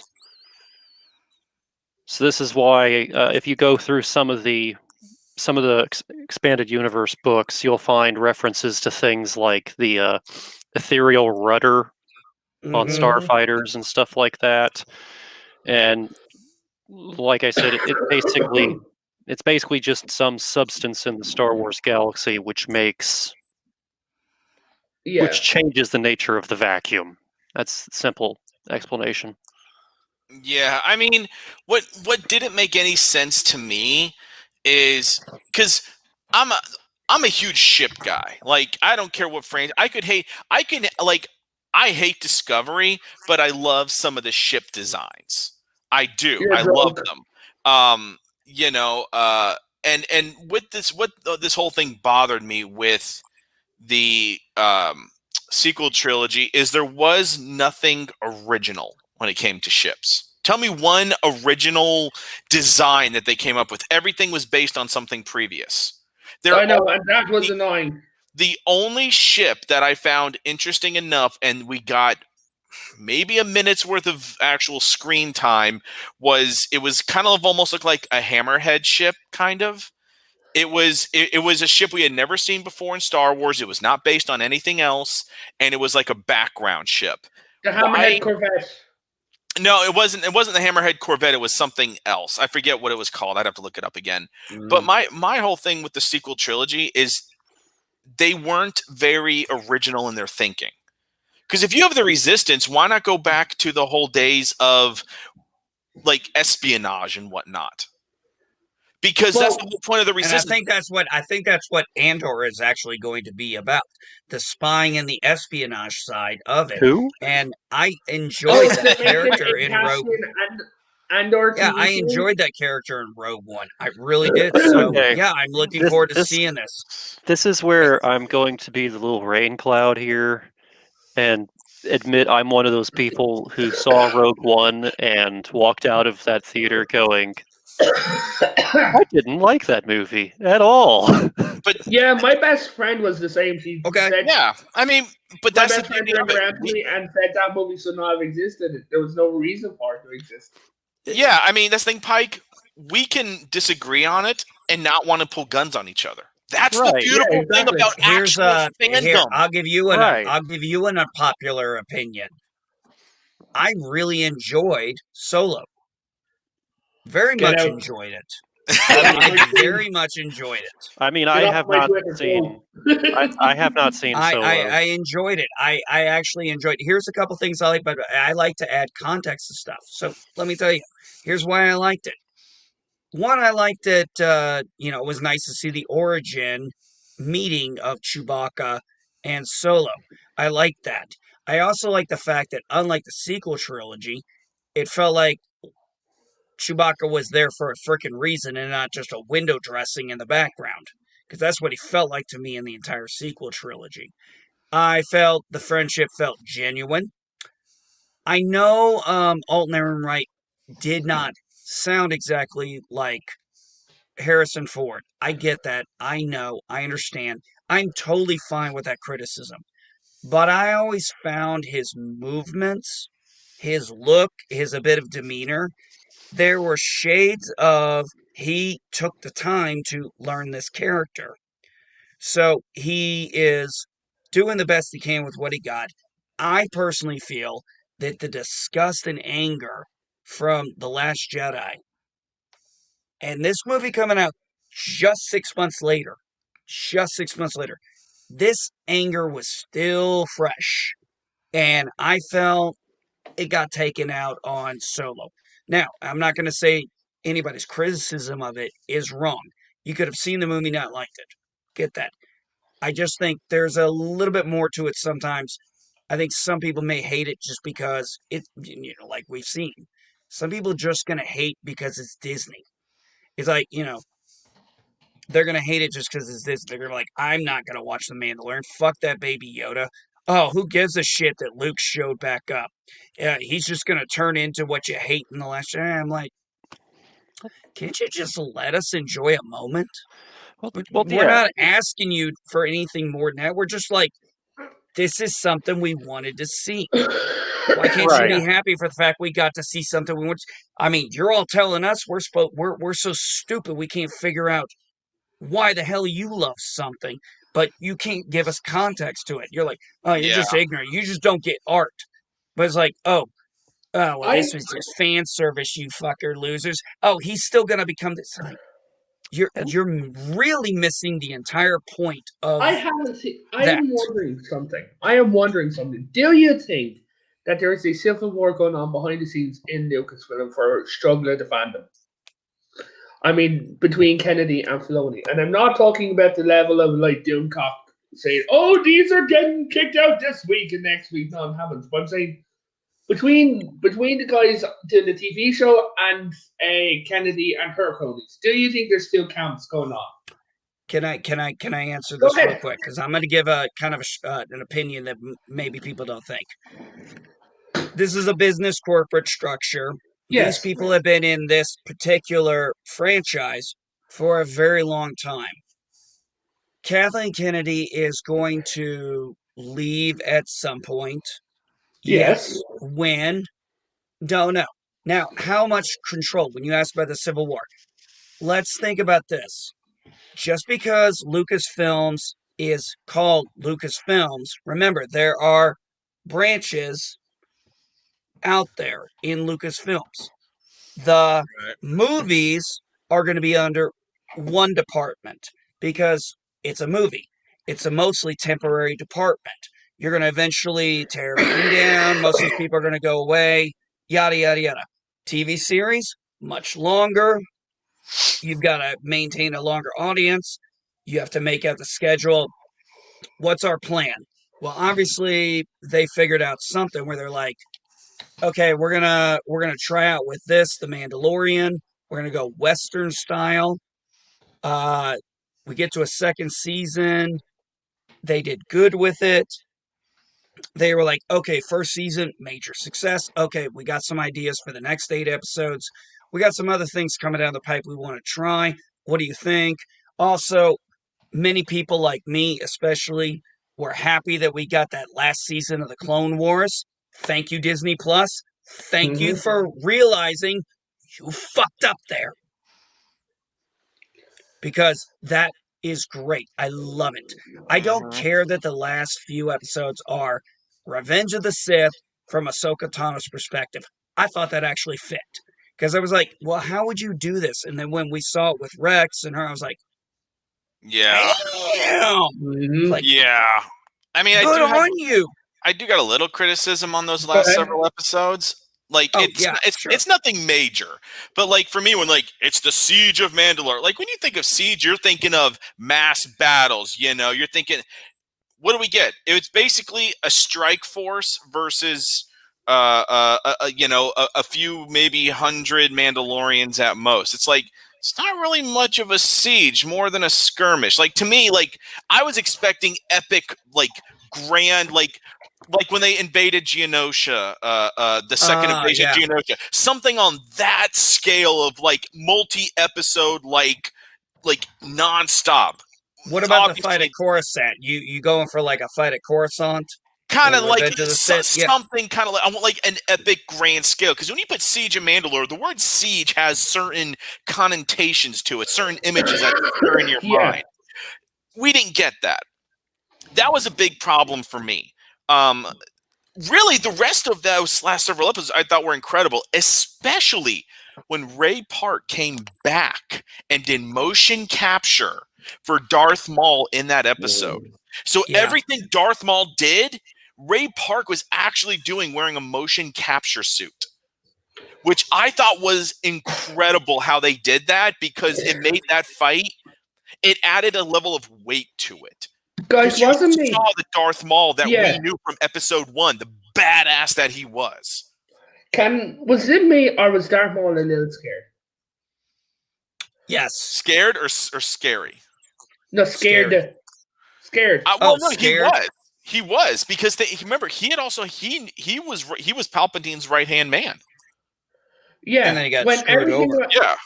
When everything went down on Mandalore, like especially when he was standing there after Ahsoka, or when he was in the throne room and he could hear everything, and it's like, it sounds like the Republic is ending.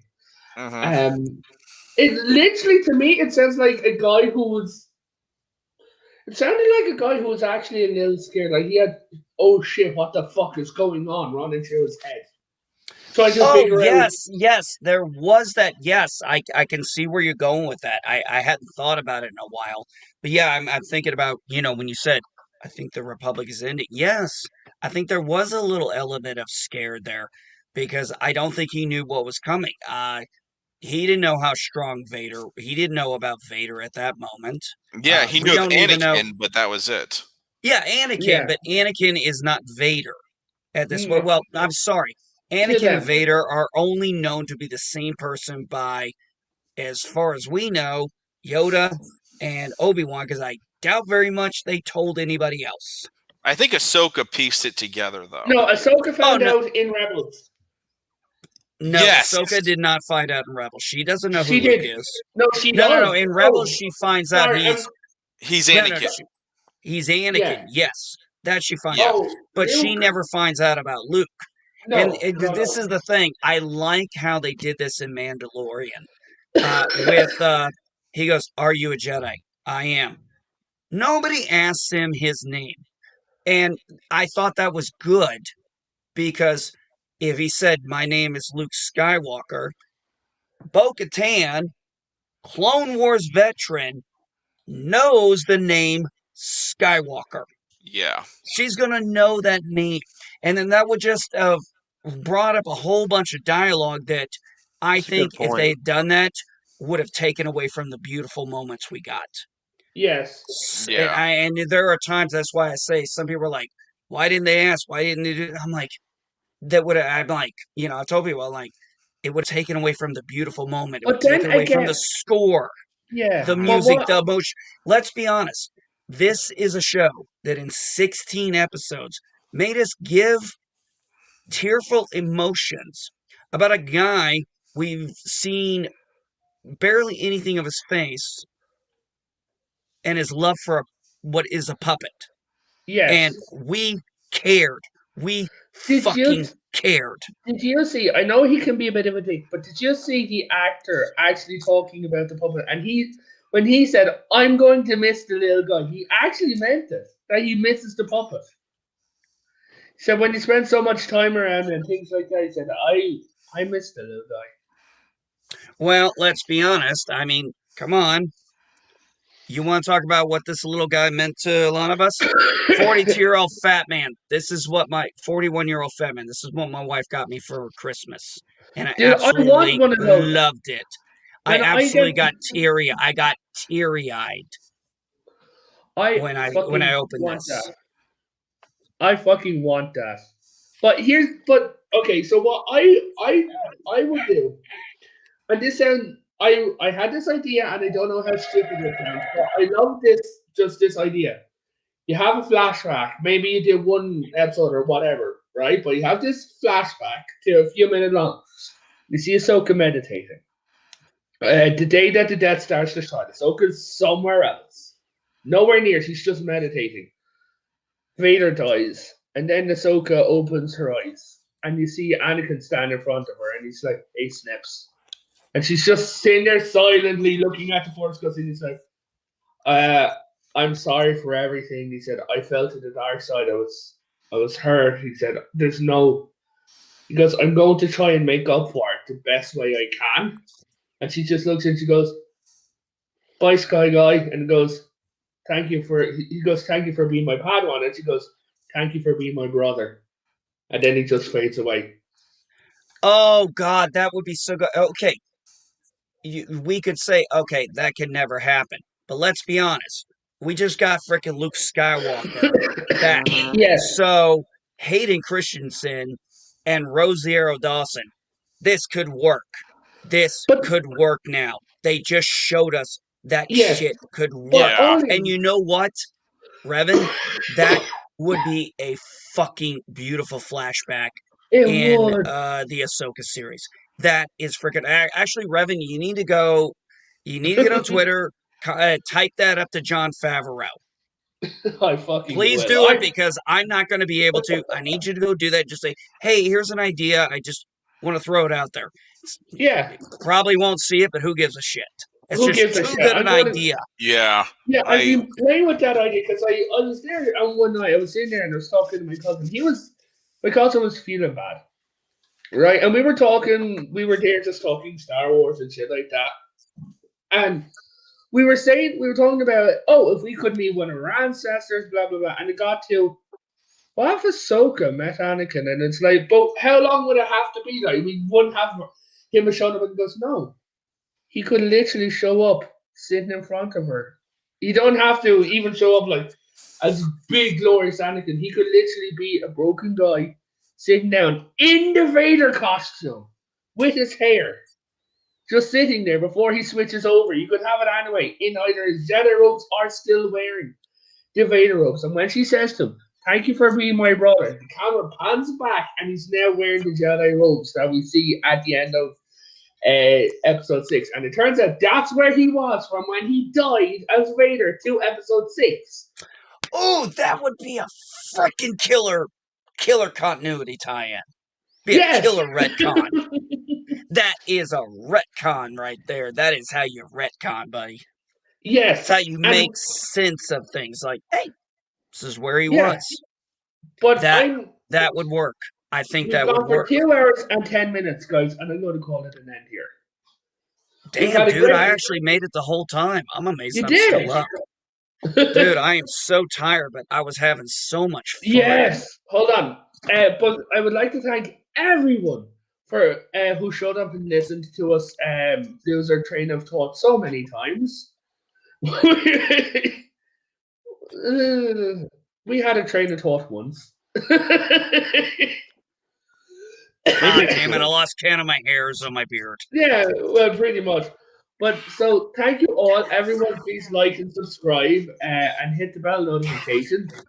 And then catch us all on our next stream. Guys, you want to say your goodbyes? Well, thank you everybody for showing up and watching, and y'all have a great day. Thank you for having me. NB? Thank you very much. Revan, this is actually interesting because this was kind of something I was going to do on Sunday. So Saturday, I'm going to look at doing, it's going to be a little bit of a rant.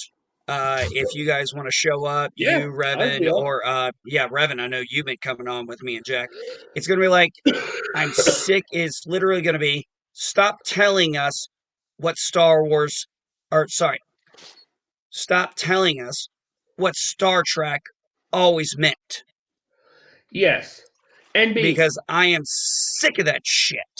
NB, are you free on Friday or do you want to do a double view of this and last week's episode of Discovery, so you know what we're shouting at? Now, NB, no, dude, I don't watch Discovery. I don't subject myself. I'll listen to reviews, but I don't watch it. I hate that show so much. I barely made it through the first season, 3 episodes in the second season, and I made it 3 episodes in the third season, or whatever that episode was that I was like, wow, so he's actually acting like a captain. Oh, okay, they're doing good. They've done all this. No Michael Burnham. All of a sudden, Tractor Beam, Michael Burnham. I was like, fuck. Yeah. But Josh, I was like, I'm done. I'm like, nope, no more. The line must be drawn here, now, no father.